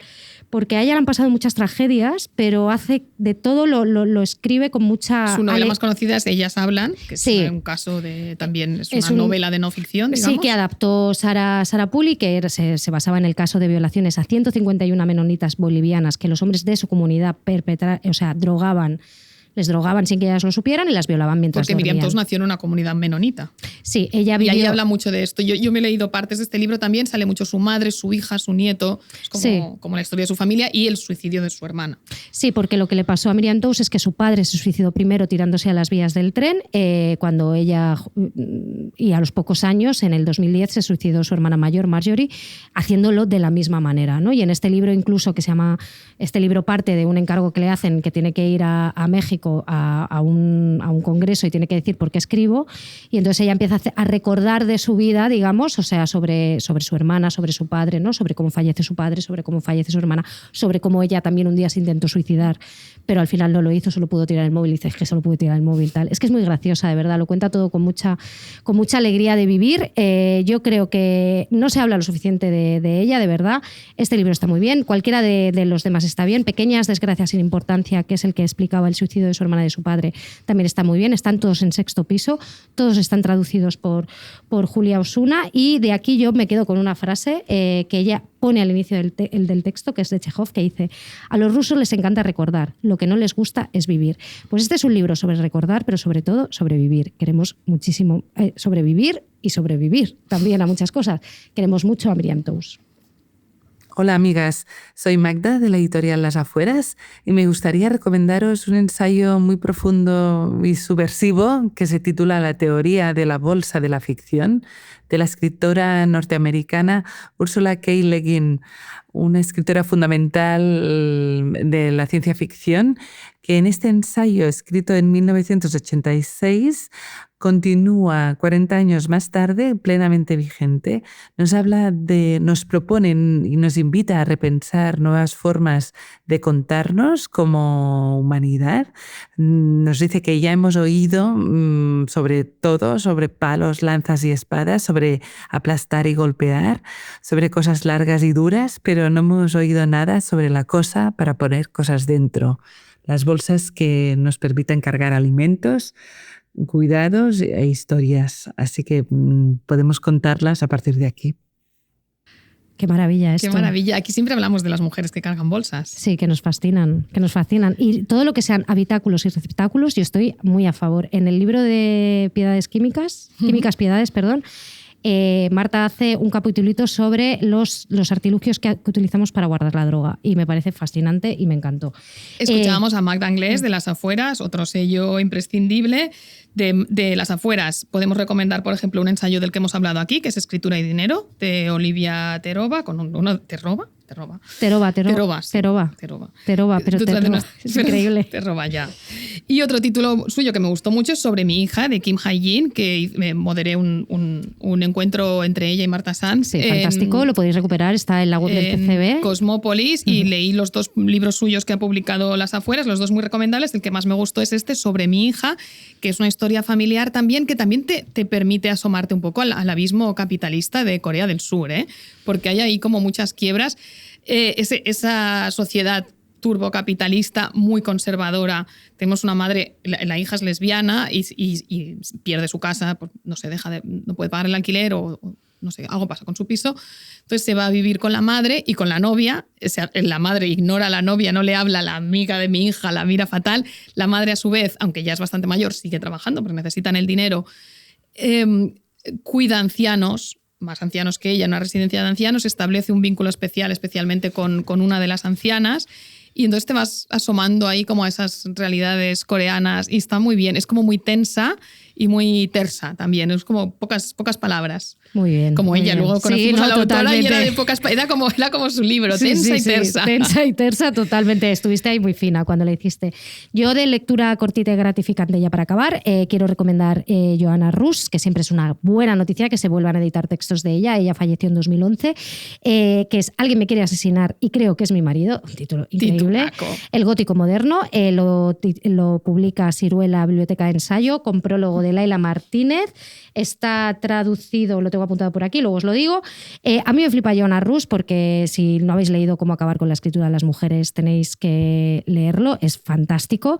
Ella es divertida, te lo da todo picadito, te lo hace, te ríes, señala el sexismo y todas las cosas terribles de una manera muy gratificante, y aquí lo que hace básicamente es, se pone en los años 70, pero por ejemplo, si te ha flipado Fleischmann está en apuros. Si la movida trad la miras como una cosa, ¿no? Tú ahora, ¿no? Toda esta cosa de las tradwives y todas estas mujeres en sus casas encerradas, ¿no? Con todo perfecto y con maridos ahí tal. Las mormonas, que todos sus maridos son unos hijos de puta.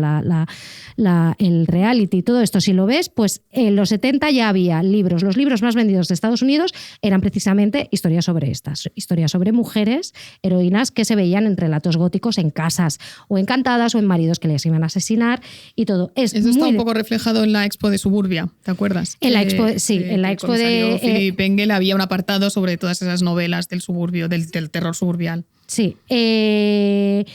Hay varias cosas, tenéis que leeroslo porque es cortito, se lee muy bien, yo me lo leí en un trayecto de tren. La cosa que detectó Johanna Rus es que te lo lees y es todo lo que está pasando ahora. Ella ya lo vio en el 73, yo os quería decir unas cosas, pero vamos un poquito justas de tiempo, así que os los vais a leer porque ella acaba con unas reglas finales sobre las heroínas góticas, lo que tienen que tener, lo que les tiene que pasar. Y la última frase del libro os la voy a leer porque es maravillosa. A ver, que estoy aquí. Bueno, la última regla dice: nadie me respeta, a no ser que sientan atracción sexual por mí o se beneficien de mi abnegación. Léase, me tratan en la medida de mi utilidad para ellos. Y luego pone, conclusión, voy a leer otra novela gótica. Claro, todo lo sabemos, ¿no? Porque son esas mujeres que están todo el rato viendo el peligro, lo tienen delante, pero es que parece que no... Están ahí, que no hacen nada y ven que el marido me va a matar, claro, es así, es brutal, pero bueno, es que los hombres son así, porque tal. Está muy bien como lo lee, es muy divertido, de verdad, y es muy ágil. Ella, ojalá, muchas escritoras que descifran las cosas contemporáneas tuvieran esa agilidad, claridad mental y diversión. Un mini pocket de Siruela, monísimo. Sí, muy cookie, y vamos a dar paso a nuestra invitada, que estoy muy nerviosa.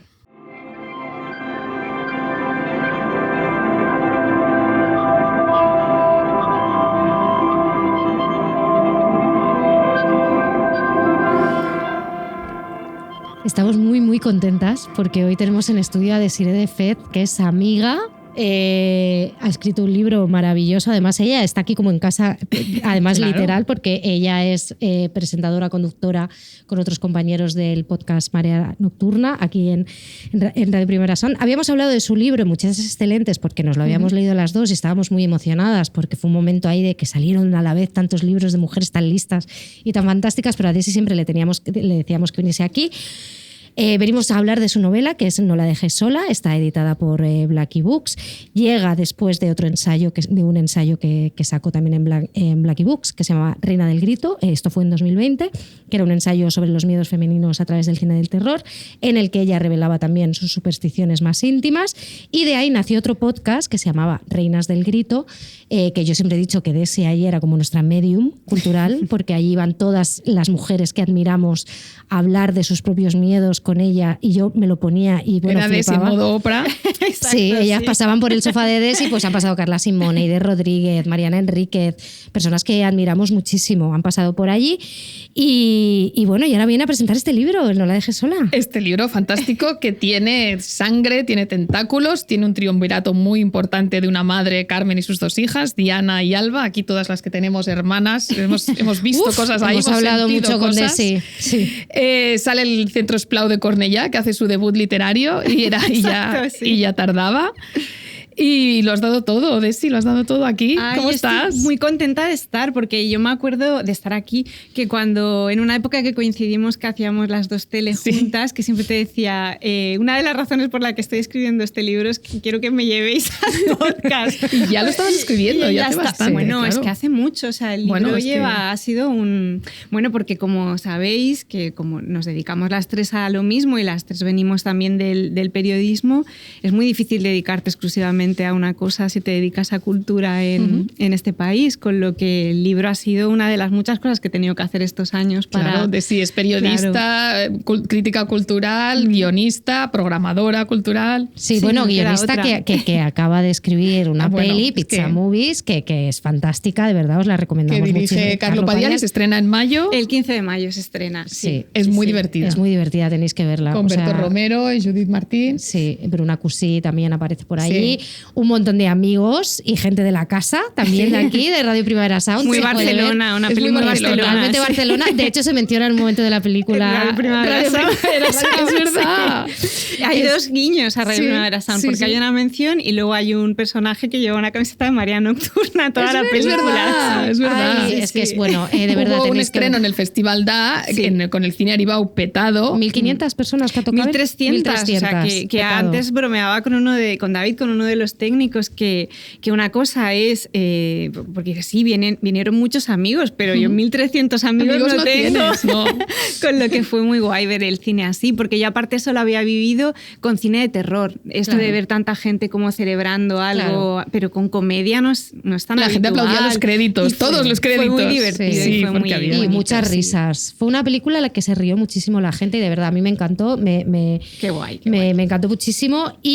Pero vamos a hablar de la novela. De la novela, que la tenéis aquí. Pero las dos protagonistas son también precarias de la cultura. La protagonista de la novela y la protagonista de la película, por lo que sea. Exacto, por lo que sea, no sé a quién se parecen, sí. Es algo que ya estaba también en Reina del Grito. Es un tema del que yo creo que cada uno habla de los motores de su ansiedad y el mío mucho ha tenido que ver con dedicarme a cultura. Es decir, es una profesión preciosa, pero con épocas muy difíciles y con momentos de derrumbe y muy precaria en muchos momentos, con lo que era una cosa que en todo lo que he hecho así más creativo aparece. Y me encanta que haya ese vínculo entre el libro, la peli, que también está conectado con los libros de Carlo, que es mi pareja, y que también en algunos de sus personajes femeninos hay algunos apuntes sobre pues, a lo que me dedico yo. Bueno, nosotras que nos encanta que lo material aparezca, materialidad de la creación, de cómo salen las cosas y cómo salen, yo creo que está muy bien que se vea y que se materialice. En este libro, la asfixia, digamos, y la ansiedad caracteriza mucho a las tres mujeres, ¿no? Estas tres mujeres de la familia de manera muy, muy particulares y muy distintas, cada una lo vive de una manera, pero sobre todo hay un material muy importante ahí que es el vínculo entre la madre y las dos hijas, ¿no? Y cómo lo tratas de una manera con mucho cariño, pero también con una literalidad ahí de cómo es, ¿no? ¿Por qué querías tratar, digamos, ese vínculo de madre e hijas de una manera tan directa? Sí, todo parte un poco de una imagen que a mí me tenía como muy, muy sorprendida y que he convivido con ella mucho tiempo, y que un día de golpe como que te abstraes un poco y dices, ostras, ¿por qué pasa esto? Que era sobre todo cuando volví a casa de mi madre y mi hermana viven las dos en Cornellá, y yo voy muy a menudo pues a comer o a visitarlas o así, y siempre me había llamado mucho la atención esta de ver siempre juntas la figura de la madre, ya una señora jubilada, más de 60 años, 60, 70, acompañada de la hija, que es una mujer de nuestra edad o más joven, y de los niños, ¿no? Como si fueran como una especie de ente casi abstracto que van juntos a todas partes, y esa imagen como que se repite en todas partes, ¿no? Vas al CAP y eso pasa, vas a la puerta del cole y también, vas al mercado y también. Y entonces, ¿por qué hemos naturalizado eso? ¿Realmente estas mujeres tienen que ir a todas partes acompañadas, no pueden irse solas por la mañana al CAP con el niño y lo normal la madre empieza la jornada a una hora demencial, ¿no? A las 7 de la mañana ya está yendo a casa de la hija porque ya empieza, ¿no?, el reparto de los niños. Sí, y es verdad que lo normal es pensar que es porque normalmente es verdad que son modelos de familia que viven cerca las madres de las hijas, ¿no?, si no se han ido nunca del barrio en el que han crecido, y es como, bueno, pues están cerca, ayudan, pero realmente es necesario ese volcarse tanto en la otra. Esa entrega total. Claro, porque acaba coartando la libertad, pero de las dos partes, ¿no? Total. Se vuelve dependiente, es malo para las dos. Es malo para la mujer que lo da todo por ayudar, por acompañar, pero también es malo para la otra porque se vuelve dependiente de algo que podría resolver perfectamente sola. Entonces, a partir de esa imagen que me daba mucho juego para el terror, porque el clic fue imaginar qué pasaba si de forma accidental una mujer que está acostumbrada a ir siempre acostumbrada a ir siempre con su madre hasta un punto patológico, ¿no?, de que toda la familia ha descubierto que en realidad es porque no puede hacer absolutamente nada sola, por algo accidental se queda sola una noche. Y entonces, ¿cómo responde tanto ella cuando se ha roto ese vínculo como toda la gente que hay alrededor, que son mujeres también, que son su madre y su hermana, y a partir de ahí explorar y es la noche de Nochebuena. En Nochebuena. Eso es cosa mía de la Navidad, que me encanta la Navidad. Cuando dices esto es muy raro y como muy... Pero me encantan los cuentos de Navidad, me encanta el cuento de Navidad, de hecho es muy Dickens en la estructura, en la parte más fantástica, pero era un poco explorar cómo estas relaciones de dependencia extrema también existen entre mujeres de una misma familia y cómo, a pesar de todo, el vínculo, o sea, lo que ha hecho que se hayan asfixiado unas a otras es el afecto, o sea, cómo es que el amor que se tienen, se quieren tanto, confían tanto unas en las otras, están tan preocupadas por la otra, tienen esa necesidad todo el rato de cuidar de la otra o de atenderla, que en esa forma de perderse en la otra han acabado un poco desvaneciéndose ellas. Y me parecía que era bonito como explorar esa idea de estas relaciones que parten de lo más bonito para convertirse en relaciones de dependencia que tienen un lado muy, muy oscuro también. Y ese amor que estrangula, como has definido ahora, lo ejemplificas y lo derivas en unos diálogos magistrales. Yo pensaba, es que se dialoga poco en la novela contemporánea, se monologa mucho y hay mucho monólogo interior y se dialoga poco. Y no sé por qué, es como si tuviera mala prensa el diálogo. Y yo creo que la tiene. La tiene. Sí, y es súper difícil de escribir. Sí, es verdad. Y son diálogos de verdad, increíbles. Lo has bordado. Qué guay, lo has bordado. Es yo le he enviado pantallazos a Desi de diálogos reales que tengo yo de, mira, de tu libro. Podría estar en el esto libro. Podría estar en tu libro, pero literal. Sí, yo eso era una cosa que es verdad que cuando empiezo a escribir el libro veo que tiendo mucho al diálogo y entro un poco en pánico, y ahí sí que hablé como con un par de personas, de amigas escritoras y así, que les decía, mira, me pasa esto, tengo la sensación de lo que decía Bego, de que el diálogo no está muy bien visto y yo me pide el cuerpo dialogar todo el rato, y no solo me pide dialogar, sino que me pide contar a los personajes y contar lo que quiero explicar a través de ahí, y hice esa apuesta, que también era un poco arriesgada porque como a mí mucha gente me identifica más con el cine, porque llevo toda la vida haciendo cosas relacionadas con cine, tanto como crítica, programadora, guionista, tal, que eso se pensara que es como un vicio de guión, ¿no? Que es casi... Y entonces hubo como mucho trabajo ahí de cómo escribir estos diálogos, estas conversaciones, dándole músculo literario, que no era fácil, pero yo veía muy claro que eso tenía que estar muy dialogado. Claro. Y ya el día cuando hicimos la presentación del libro contigo, ¿no? Ella te decía que me acuerdo que un día hablando con Mariana Enríquez, que le comentaba lo mismo, ¿no? Esta cosa con el diálogo, me dijo, tú léete este libro, y me recomendó Cae la noche tropical, el libro de Manuel Puig, y que es un diálogo larguísimo entre dos mujeres, y pensé, jolín, es un genio y este libro está todo dialogado. Claro. No sé, los libros son buenos o malos, da igual. Total. Si hay mucho diálogo, si hay poco, si son en primera persona, si son... O sea, al final hay que quitarse un poco estas cosas. Es el libro total, los diálogos. Y que tienen un ritmo y un tomadaca tal, y una finura, ¿no? Hay una finura de las palabras. Porque tú conoces muchísimo a esas tres mujeres a través de cómo se hablan. De cómo se hablan y qué palabras. Cómo se dicen todo el rato. Qué pesada. Qué pesada. Me encanta.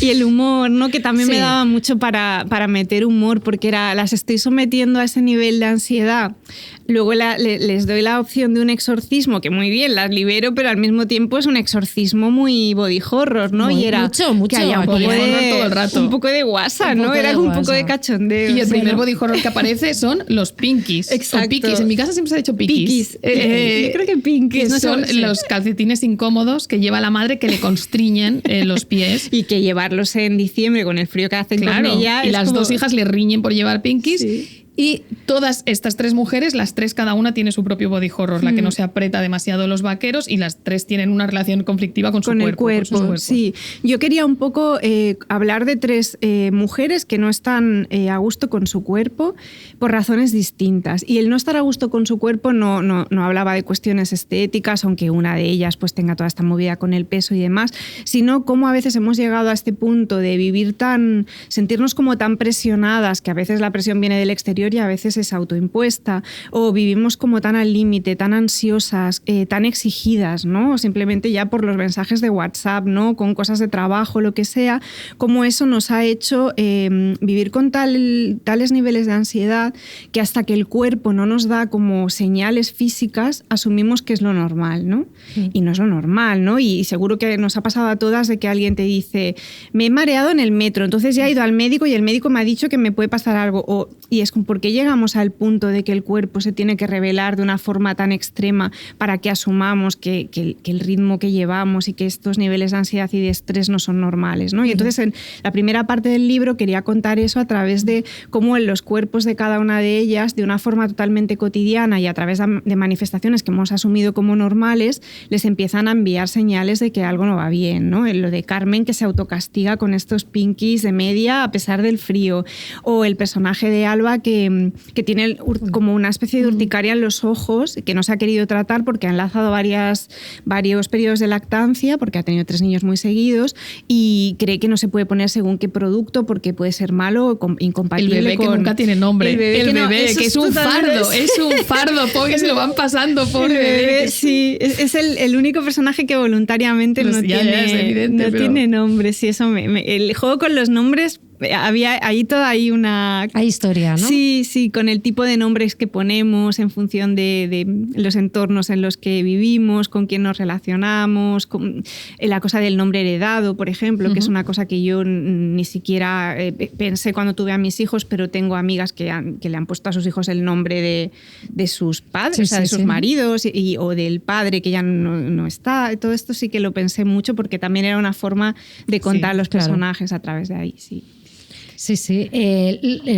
Hablamos de ellas, pero también la figura del padre ausente, digamos que también se perfila, ¿no? Y la figura de las parejas de ellas, ¿no? El padre, digamos, el marido de Carmen ha fallecido, aunque se aparece. Exacto. De alguna manera en la novela. Pero a mí me gusta mucho, y lo hemos comentado, ¿no? Como la parte en la que hablas de los padres misterio, ¿no? Que esto es una cosa que ha pasado en una generación, yo creo que los padres no tenían el concepto de la conciliación familiar tan instaurado, ¿no? Y que es una cosa, dices, pasa a mí, lo cuenta la protagonista, pasa a mí y pasa a mis amigas, ¿no? Esos padres misteriosos que habían transmitido con tanta convicción que su misión en la vida era mantener a las familias, que nadie les pedía nada más, ¿no? Sí, total. Y eso es una cosa que es sorprendente, porque luego cuando hablas no son cosas tampoco de las que hables a diario, porque hablas más de tu día a día y así con tus amigas, pero a la que vas al fondo de cómo eran esas figuras, y yo creo que a muchas nos ha pasado eso, ¿no? Como esta figura paterna que era casi un ser mitológico un poco, porque era el que traía el que traía el dinero a casa, que es una expresión muy fea, pero realmente era un poco el que garantizaba que no les faltara de nada, que no nos faltara de nada, ¿no? Pero faltaban cosas, ¿no? Que es verdad. Y faltaban ellos, básicamente. Y entonces a mí eso me daba mucho juego para contar esa historia a través de una figura fantasmal, ¿no? Que eso está pero no está, ¿no? Y me parecía que era bonito contarlo desde ahí. Sí que es verdad que eso también lo hemos comentado otras veces que hemos hablado del libro. Yo quería que tenía como la obsesión de que en este libro los personajes masculinos no fueran villanos, es decir, que no quería que lo que les pasa a estas 3 mujeres tuviera que ver con un trauma asociado a un personaje masculino. Era como una apuesta que yo quería hacer, era como a estas chicas y a esta señora les pasan una serie de cosas porque vivir es complicado y porque a todas nos pasan cosas y porque es muy difícil todo, pero no asociarlo como a villanizar personajes masculinos. Y entonces, de forma deliberada, está ese juego de que el personaje del marido de Carmen, que ya no está, es una figura, es un fantasma. Los otros personajes masculinos son niños en unas edades que no tienen incidencia, que no pueden tampoco hacer demasiado, hasta el punto de que uno de ellos ya no tiene ni nombre, ¿no? Como esta idea. Y luego también los acompañantes, los compañeros sentimentales de las 2 hermanas que hacen lo que pueden, pero no pueden acceder. No pueden acceder a ese triángulo vicioso. Yo quería contar eso, quería contar hasta qué punto es nuestro el vínculo que establecemos con nuestras hermanas y nuestras madres, que cualquiera que intente meter se lleva una colleja. De mi hermana rajo yo, tú no rajas, o sea, solo puedo rajar yo, o sea, en el momento en que tú lo intentes morirás. Aparte automáticamente, no va a haber negociación posible. Exacto. Y entonces yo quería como que eso... Y están allí sin voz ni voto. No, pero los pobres es como, ¿qué hago? Oye, se está desangrando. Que no voy al médico, ¿no? Es como, no voy. Y eso me parecía que era bonito como respetar tanto, ya que iba a hablar de un vínculo tan fuerte, que fuera tan fuerte que nadie pudiera intentar deshacerlo desde fuera, ¿no? Sí. Has hablado antes de la hija que se ha quedado en el barrio y la hija que se ha ido. La distancia migratoria es cortísima, se recorre con una sola línea de metro, pero la distancia es grande también y eso está presente todo el rato en la novela. También con esa prescripción nerviosa de la que hablamos aquí, la madre quiere que la hija se compre esas cosas porque será una manera de acercarla otra vez al barrio. La vida, se parecerá más a como era antes. En el momento en que descarta todas esas cosas que ella le recomienda, ¿por qué lo está haciendo? ¿Acaso se cree mejor? Totalmente. Yo eso era una cosa que bueno, vosotras habéis escrito mucho sobre el tema y tú no has escrito el ensayo hace poco, que todo el tema de la clase a veces se cuenta a través de cosas así, que parecen anecdóticas, pero que es la clave, ¿no? El cómo la familia que se queda en el barrio, ¿no? No puede entender que tú te hayas ido, ¿no? Es como algo que no entienden. Y la forma de echártelo en cara de alguna forma, que no sé si siquiera echar en cara, es simplemente que te quieren cerca porque te quieren y quieren que estés allí, es a través de estas señales que son muy tontas pero que tienen mucho significado, ¿no? Si vivieras aquí tendrías una tele mucho más grande que la que tienes viviendo en el centro de Barcelona, o si vivieras aquí podrías tener este coche, o si vivieras aquí como yo te podría ayudar con los niños podrías comprarte no sé qué. Y yo quería contar todo eso en lugar de verbalizarlo y contarlo desde una perspectiva más intelectualizada o no sé si esa es la palabra, quería contarlo a través de ese intercambio de... Que ahí se dice muchísimo, es que a veces no hace falta intelectualizar tanto las cosas y es que ahí ya está todo dicho, ¿no? O sea, es como es que está todo ahí en plan, ¿por qué no tienes? ¿Qué haces tú con esta tele de mierda? ¿No? Si necesitas una tele de 55 pulgadas. Exacto, aunque vivas en un salón que tiene 3 metros de ancho, que dices, pero a ver, mamá, si esto no me cabe. No me cabe, pero sí, a mí me gusta mucho del libro también que la relación que ella establece con la zona en la que se ha criado con su familia, que también es una manera de ella de emanciparse, de irse con su pareja y decidir vivir esa vida un poco así a su manera, ¿no? También un poco... no hay un trauma, o sea, no hay un trauma que ella diga me pasó una cosa muy dura por la que no debo volver y tal, pero sin embargo pasa, que es un poco lo que hablamos con el libro de Alicia, sobre el dolor de barriga a veces que sientes cuando vuelves. Sí. Ese dolor de barriga que está instaurado. ¿Por qué tenemos ese dolor de barriga? ¿No? Que también dice ahí muchas cositas. Es que yo creo que porque el vínculo con ese lugar es muchísimo más grande de lo que nosotras mismas creemos. Total. ¿No? Entonces yo lo llevaba como a lo físico porque era la única forma que tenía de contar algo que es muy difícil de verbalizar y de intentar explicar, ¿no? Hay algo que hace que hay como una especie de imán que acabes volviendo allí, pero sintiéndote sutilmente incómodo cuando estás allí, porque tu vida ya tiene otros códigos distintos, y entonces cuando vuelves hay algo ahí que no cuadra, ¿no? Que no acabas de entender, pero al mismo tiempo hay un vínculo brutal del que no puedes escapar, ¿no? Y yo no encontraba la manera de verbalizar eso, y entonces la única forma que se me ocurría era a través otra vez del malestar malestar físico, ¿no? Que es algo que hay como un pequeño giro también en el libro que ha heredado también una de las hijas de Diana, ¿no? Que cada vez que coge un taxi va en dirección a la casa de donde viene la casa de la abuela o de la tía, tiene ganas de vomitar, ¿no? Y es algo como una reacción totalmente física, ¿no? Y yo creo que tiene que ver con eso, con esa ambivalencia de que al mismo tiempo que hay algo que te ata a eso, sabes que has roto con eso y hay yo el otro día utilicé una palabra que pensé, ay, creo que no es afortunada, pero es cierta pereza, ¿no? Porque no es tampoco nada de rechazo ni no quiero volver, es algo como físico, como de ay. No pero sé. está ahí. Os pasa. Está ahí. Es que es así. Pasa. Es una relación sostenida por muchísimas obligaciones también. Sí, un total. cumpleaños tienes que estar, pero no nos va bien, da igual. Ven, tienes que estar. Luego lo que vayamos a hacer no sabemos si vamos a disfrutar de este tiempo juntos, pero tienes que estar. Pero es una dinámica de la obligación muy curiosa, que eso es algo que también hablando con otras amigas me decían que les pasaba igual, que se pone más entusiasmo en la obligación en sí, o sea, en la petición que en el resultado. Es como están preparándolo todo durante mucho tiempo, pero cuando llega el momento ya han pasado de pantalla, ya está en otra cosa, nadie lo está disfrutando.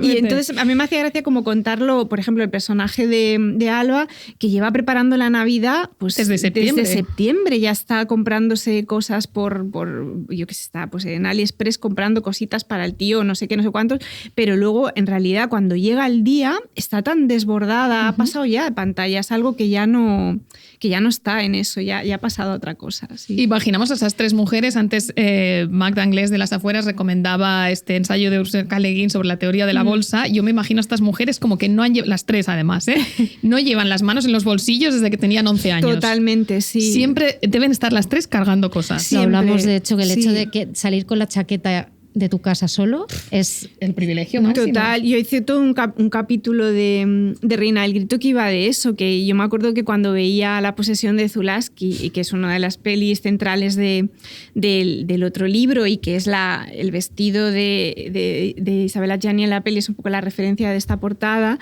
siempre pensaba, hay algo raro que me deja muy loco en el momento en el que ella decide abandonar por fin al marido y salir a la calle. Y en esas imágenes, que son muy frenéticas y que hay algo muy, muy raro, pensaba, ¿qué me desconcierta tanto? ¿Qué es lo que me descuadra tanto de estas imágenes más allá del tratamiento del color, de cómo está ella, de la ropa?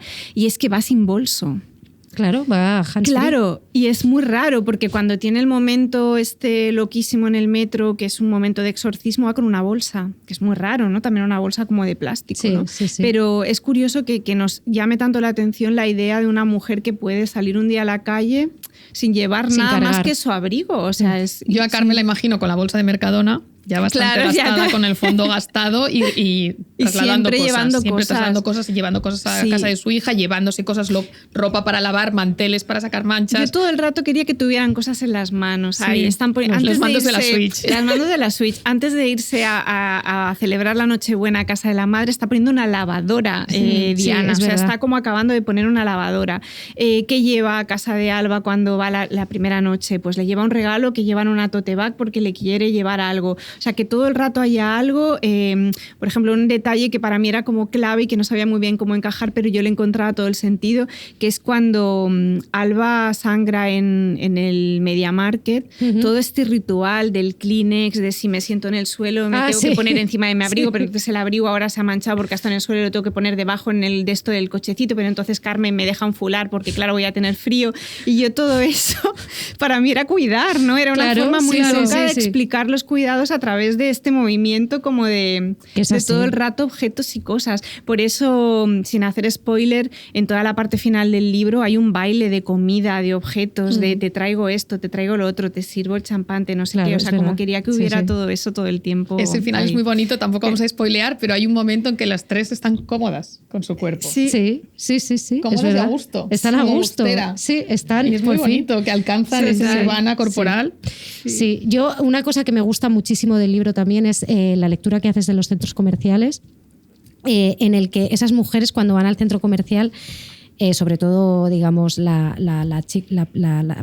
Alba, que es la que tiene autofobia y tal, que se sienten bien en esos sitios, ¿no? O sea, son sitios que eran seguros, limpios, ordenados, donde todo está nuevo, no había nada que hacer, ni nadie sabe quiénes eran, ni les podían pedir nada, ¿no? Total. Es así un poco, ¿no? Son esa sensación a veces de querer ir a un sitio en el que, mira, aquí nadie te va a pedir decir nada, sé dónde está todo, ¿no? Sé que ahí está el Primark, sé que ahí está, ¿no? El cine, que si quiero me como un bocata allí, está todo ordenado, está todo limpio, huele bien y aquí me puedo calmar, ¿no? Sí, incluso si nadie te va a pedir nada, en todo caso vas a cansarte tú de pedirle al otro, ¿no? Porque que es un poco el inicio del libro cuando está en Alba en el Media Market, intenta preguntar por los mandos de la Switch y no hay manera, ¿no? O sea que a mí me gustaba la idea esta de, yo claro, cuando empecé a hablar del libro con Jan, con mi editor, y hablas de que quieres que parte importante del libro pase en un centro comercial, automáticamente piensas en, bueno, vas a hacer una sátira del capitalismo, consumismo. Eso está porque es verdad que todo el rato compran, están todo el rato comprando cosas o regalándose cosas, o hay algo que está ahí que tenemos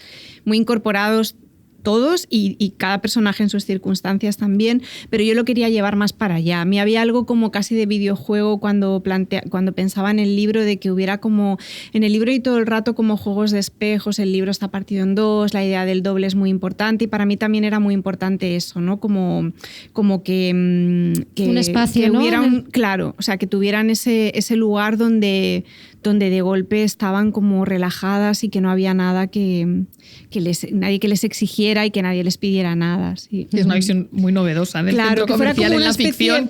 Como un Second Life, ¿sabes? O sea, como casi de videojuego, esta cosa de como una segunda vida, ¿no? En paralelo a la tuya, en la que eres tú, pero todo a tu alrededor está como más ordenado. No, y que además las personas que hemos crecido en el extrarradio también hemos socializado mucho en los centros comerciales. Total, o sea, quiero decir, ahora ya yo creo que no lo hace mucha gente, pero yo me pasaba la vida en el Eroski de Cornellá. Claro, o sea, yo allí me daba besos, quedaba con mis novios, o sea, me pasaba el fin de semana allí, ¿no? En los recreativos, vi Leyendas de Pasión allí. O sea, quiero decir, toda mi vida giraba en torno a lo que sucedía en el centro comercial.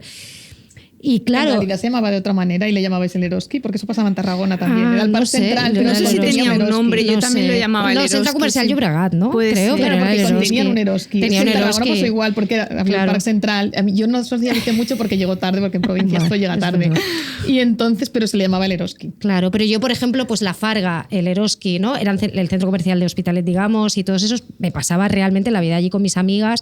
Incluso había grupitos de chicos por ahí que tú tenías controlados, no sé qué y tal. Pero claro, es que me parece muy interesante esa lectura y además me gusta muchísimo que haya un ranking de centros comerciales de Barcelona de una manera muy sincera, porque yo al lado de mi instituto han hecho un centro comercial que cuando yo me fui del barrio, o sea, cuando yo me fui no estaba, pero ahora está ahí, es el Finestrellas. Claro, que aparece muchísimo. Salen. Y claro, yo no sabía que existía. Sí, pues es una maravilla. Sí. Y yo he llevado allí a hijas a la hija de mi amiga Esther, la he llevado allí a jugar y todo, cuando ella ha estado aquí porque ha venido a Ganclota, y he flipado con ese centro comercial que digo, y ahora claro, yo me hubiese pasado la vida aquí ahora, metida, ¿no? Claro. Esta sería mi sitio. A mí hay una frase que normalmente cuando escribes algo cuesta mucho estar orgulloso de algo porque lo has hecho tú. Entonces, pero hay una frase que cuando la escribí dije, estoy contenta con esta idea, que es hasta qué punto nuestra relación con los centros comerciales ha condicionado un poco nuestra visión del entretenimiento, ¿no? Como nos ha condicionado eso. Y el otro día hablaba mucho con un amigo, con Julián Genison, que es un loco también de toda esta lógica de los centros comerciales, y se moría de risa con eso. Decía, es que tal cual, o sea, era como el lugar. Yo me acuerdo cuando era pequeña, que es lo que le pasa a Diana en el libro, que era la excursión del día, era el Corte Inglés, es decir, no era Isla Fantasía, era como que también, nos íbamos al Corte Inglés, entonces íbamos planta por planta, las veíamos enteras, todo, o sea, desde las sartenes hasta la ropa, lo que sea. Entonces una volvía con una cinta de cassette de lo que sea, otra con un libro o con una camiseta, comíamos en el buffet de arriba, pero igual echábamos 6 horas en el Corte Inglés. Bueno, yo con mi familia llegaba a charlas también. Y era un poco la idea esta también, que me servía mucho para contar que normalmente el padre no estaba, el padre estaba trabajando en verano y entonces nos íbamos nosotras 3 y estábamos las 3 de compra compras todo el día, pero que no era necesario, es decir, Claro. ya 6 horas, ¿no? Sí, Y ahí estábamos. Pero era sí. algo más allá que el consumo. Exacto, totalmente. Hay un fragmento que te lo dije que me conmovió mucho y que he compartido con amigas, en el que tú narras muy brevemente, además, cómo cambia la mirada de la madre sobre la hija una vez que la hija se convierte también en madre. Dice, Carmen dejó de golpe de idealizar a su hija para pasar a verla como una igual. Carmen se había pasado años animándola a crecer, a huir, para luego desear que se quedara quieta a su lado. Me parece muy interesante esa visión también, sí. y toda la ambivalencia que hay ahí. Porque hay gente que lo ha leído muy en positivo, digo, bueno, es para que no se pierda nada. Y yo no lo veo así en absoluto. Yo le veo muchísima más oscuridad a esto. De hecho, es una de las ideas en el libro que más miedo tenía yo a dejar por escrito. O sea, Ya, era como algo por eso que es tan breve, que yo quería pero que está ahí. quería que estuviera pero en el libro yo lo asocio a la maternidad porque me venía bien, porque es una historia de madres e hijas, pero creo que va un poco más allá, va más a cuando detectas que tu hijo, hablamos de mujeres, o sea, lo vamos a centrar en mujeres, ha hecho ese clic que ya la ha vuelto una adulta con unas obligaciones que se parecen bastante a las que ella ha tenido o sigue teniendo, ¿no? Puede ser la maternidad, pero puede ser meterte en una hipoteca, pero puede ser que de golpe te has hecho tu trabajo ahora es fijo y o sea, cuando hay algo ahí que hace que esta hija en la que de alguna forma han proyectado algo que les hubiera gustado hacer y que por el tipo de vida que han llevado no han podido, de golpe es como tú. Es como tú y tiene un tipo de responsabilidades y un tipo de cosas muy parecidas. Entonces, no hay maldad ahí, no hay mala intención, yo creo que es algo totalmente inconsciente, pero es algo que yo creo que hemos sentido mucho, y sobre todo me ha pasado con amigas también como vosotras, que nos dedicamos a esta cosa de la cultura, que hemos tenido pues esta parte más festiva, ¿no? Del un poco brillito, del brillo, ¿no? De brillito. que te ibas a un evento, te ibas a una presentación, te ibas a no sé qué. Y yo eso lo he vivido como de, si te falta para unos zapatos, tal.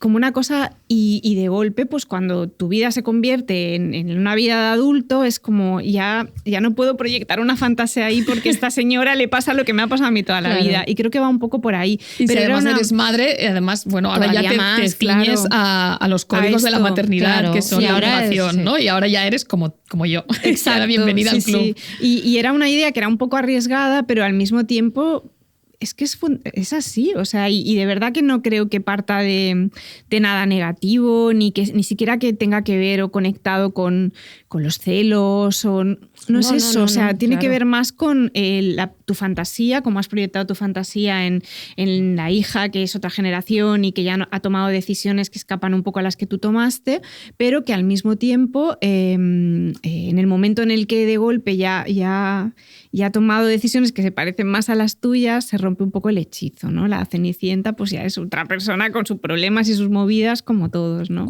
Sí, como con la misma historia. Pues Desi, se nos acaba el tiempo. Yo te preguntaría millones de cosas más. Seguiremos hablando. Seguiremos hablando. Sí, ahora te vamos a... Sí, bueno, no la dejes sola, la tenéis en Blackie Books. Tienes... Pizza Movies, 15 de mayo. 15 de mayo, exacto. 15 de mayo, firmas en San Jordi, ¿te sabes más o menos horarios? No sé nada, sé que todo el día. O sea, vale. estará por ahí. Buscad en la cuenta de Instagram de Blackie Books, seguro que lo cogen. Seguid a Desi en Instagram y allí que os firme la novela fantástica. Además, aquí hay una guardada ya porque también quiere que le firmes por aquí. Y es un objeto precioso de regalo, además. Y aparte está portada. Yo se lo dije a Desi, digo, yo la tengo en el mueble bueno del comedor. Es el libro que hay que poner así. Está bien puestecito ahí, como que es tan mono, es tan bonito. Bueno, pues ve pensando una cosa que nos quieras recomendar, que hacemos una tienda amiga rápido y seguimos. Atiende, amiga. Empieza tú. ¿Una recomendación? Sí. Pues lo último que he leído que me ha gustado mucho es el ensayo de Miriam Toews, que nunca digo bien su apellido, pero creo que nadie lo dice bien. Nadie. Yo no lo sé tampoco. Que es Tregua que no paz, que ya aparte de que le hacen una petición de que en un festival literario con la pregunta ¿por qué escribes? Y de golpe a partir de ahí empieza a desgranar un poco su historia familiar, a cuestionarse por qué ha escrito sobre ella, a hablar de la relación con su familia y cómo le ha influido en la escritura y es un ensayo muy abierto, muy loco, con mucho sentido del humor, con reflexiones muy interesantes sobre la escritura y también sobre la vida y cómo están las dos cosas cruzadas, y con ideas muy bonitas que antes os comentaba antes de empezar a grabar. Y una cosa que me pasaba con el libro era que cuando pensaba que de alguna forma estaba contando cosas que podía gente de mi entorno sentirse identificada y podía no vivirlo bien o así, siempre pensaba, el fondo del libro es el amor, es decir, yo creo que hay algo bonito ahí, y cuando leí que Miriam Toews decía algo parecido en su libro, dije, algo estoy haciendo bien porque ella es una genia. Es una genia. O sea, que os lo recomiendo. Está editado en Sexto Piso, como todo lo de Miriam Toews, y es maravilloso. Es maravilloso y se habla poco de ella, yo creo. A mí me parece una cosa muy injusta. Sí. Yo la entrevisté por 2 veces y una fue por mail porque no había otra manera, pero otra fue por Zoom, y además es que es encantadora. O sea, es que es fantástica. Y es muy buena dialogando, que para mí también es otra súper influencia ella. Sí. Nosotras ya hemos recomendado por encima de nuestras posibilidades. Pero hacemos solo rápidamente los libros que tenemos pendientes o que nos gustaría que nos regalasen por San Jordi. Sí, yo me he empezado Despiece de Vicente Ferrer, que lo tenéis en Dos Bigotes, que me lo había traído aquí. Es la historia de Vicente Ferrer, que él es periodista, pero ha escrito este relato autobiográfico sobre lo que le pasó a él. Él fue agredido sexualmente por su profesor de educación física cuando tenía 12, 13 años. Él vivía en Valencia y se fue a las... no vamos a contarlo. Cuenta esto porque es que tenemos que ir muy rápido. De verdad, leedlo. Yo llevo 50 páginas, me las empecé anoche, yo creo que me lo acabo hoy. Es un relato bastante descarnado, poético, también va sobre el despertar del deseo, sobre las relaciones familiares. Hay unas relaciones familiares preciosas aquí, pero bueno, es él como hombre adulto, porque no denunció en su día, va a buscar los papeles del caso y sobre ese juicio, y no puede acceder, pero entonces él accede, son como saltos temporales, y accede un poco a su memoria sobre lo que pasó. Vicente Ferrer, Despiece, lo tenéis en Dos Bigotes. Me quiero también leer La memoria de Sicilio, de Carla Naiman, que está... De Silicio, de Carla Naiman, en Reservoir Books. No he leído nada de ella, pero tengo muchas ganas de esto, porque es una correctora de manuscritos con su perro que empieza a hablar con le llegan mensajes de una persona, que puede ser una persona, puede ser una IA y tal, y empiezan a flirtear, y al final es como un mundo de criptobros, vendedores de motos espirituales de internet, tal, muy on point, muy de ahora. O sea, que tengo muchas ganas de leérmelo, y me quiero leer también Marcelino, de Viviana Collado Cabrera, que tenéis en Los Aciertos y en Pepitas, que ya lo hemos mencionado aquí a ella muchísimo, y tengo muchas ganas. Me lo he dejado en casa, esto no me lo he podido traer. Y quiero que me regalen en San Jordi para alguien, por si alguien me lo quiere regalar. Quiero las obras completas de Sarah Kane, que lo tiene traducido con Tinta Me Tienes, en las que están todas sus obras. Digamos, ella fue una dramaturga muy respetada por mujeres a las que he entrevistado, y siempre me han hablado de ella con mucha devoción. Camila Sosa entre ellas, la Carolina Bianchi también, tiene mucha conexión también con Angélica Lidl. Ella escribió Psicosis 448, que es esta idea fantástica de que es la hora, en teoría, en la que los antidepresivos te dejan de hacer efecto, y cómo, ¿no? Y qué pasa a esa hora de la noche, que es un poco lo que me explicó una vez Camila Sosa. Tengo muchas ganas de leerla, porque además es una autora que se suicidó a los 28 años, había revolucionado totalmente el mundo del teatro en Reino Unido, y tengo muchas ganas. O sea, obras completas, Sarah Kane, lo dejo ahí. ¿Y tú, Begoña? Yo también dejaré recaditos. Mis pendientes son Tinta y Sangre de Han Kang, de la Premio Nobel. No he leído nada de ella, no he leído La Vegetariana, no sé si la habéis leído vosotros. No, yo no he leído nada. Y quiero leerla. Me intriga que se defina como un thriller. Es una mujer que su mejor amiga muere, y entonces se cree que ha sido un suicidio. Ella cree que no lo es, y se pone a investigar la vida y la muerte de su amiga. Y Han Kang estará en San Jordi, en Barcelona, y hará un diálogo con Mar García Puig en el CDCB. Bueno, ahí estaremos, vamos a estar en primera fila, escuchándolas a las dos. Y también tengo pendiente Indignidad de Lea Ypi. Sí. Nos encantó Libre de Lea Ypi. Muchísimo. Y tengo Indignidad, que lo tengo ahí, que no puedo alcanzarlo porque se me superponen los libros hasta que llego a Indignidad, que es la historia real. Es el subtítulo es Una vida imaginada, algo por el estilo. No es así. Una vida recreada. Una vida recreada, eso, porque es la recreación de la vida de su abuela a partir de una fotografía. Porque todo este libro, sabes, que surge de una especie de beef que hubo en redes, en que la gente empezó a decir que su abuela había sido una traidora, una fascista. Y ella tiene esta foto de sus abuelos en su luna de miel en Cortina d'Ampezzo, súper glamurosos. La abuela salía ya en Libre, ¿te acuerdas? Sí, claro, hombre, claro, con la lata de Coca-Cola. Y cómo tira de este hilo. Además me fascina mucho la figura de Lea Ypi, que era una académica de la London School of Economics, una tía que solo escribía tochos aburridos y de repente en la pandemia se pone a escribir un libro sobre capitalismo y de repente le sale libre, porque claro, en la pandemia todo el mundo, esto pasó mucho, hay muchos libros hijos de la pandemia que la gente llevaba un camino y se fue a otro, porque de repente la vida te dio otras posibilidades, claro. Te encerró en casa, nos pusimos en lugares mentales distintos. Yo no saqué ningún libro de ahí. Pero esto le pasó a ella. Y me lo contó empezó a sacar hits, ¿no? Ella escribía en un armario de su casa. Estaba confinada con sus hijos pequeños para escribir se tenía que encerrar en un armario que ella confeccionó como si fuera un escritorio, pero era un armario en su casa de Londres, y le salió libre, justamente, durante pandemia, este libro que era completamente distinto a lo que ella pensaba escribir y a lo que había escrito. O sea, ella tenía una trayectoria académica. Yo la escuché en el CCB y me cayó súper bien. Que con los alumnos de secundaria, que siempre me encanta ir a todas las cosas que hacen con los alumnos de secundaria en el CCB, y me pareció que tuvo una charla con ellos sobre, claro, o sea, que le contó su vida y todos estaban flipando allí, porque mira que hablan ellos normalmente, porque están allí, pero estuvieron fascinante. muy y me gustaría que me regalaran Transcription de Ben Lerner, que acaba de salir. Me he leído 250 entrevistas que ha dado Ben Lerner y perfiles que se han publicado en la prensa estadounidense. A mí me encantó El Instituto Topeka, que es la anterior novela de Ben Lerner. Y esta me genera curiosidad. Hablabas antes de Miriam Toews, que se intentó suicidar y tiró el móvil.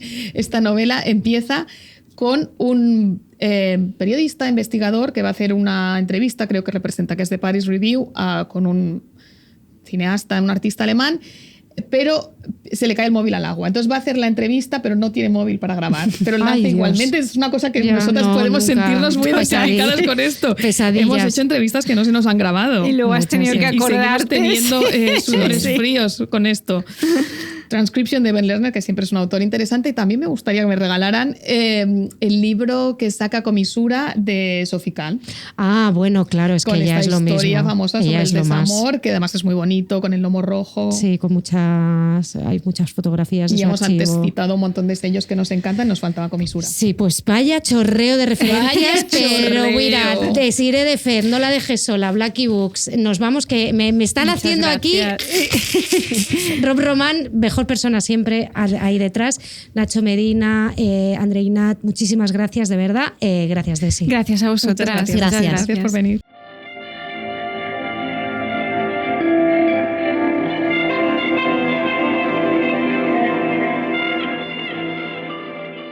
Estás escuchando Radio Primavera Sound, proudly presented by Cupra.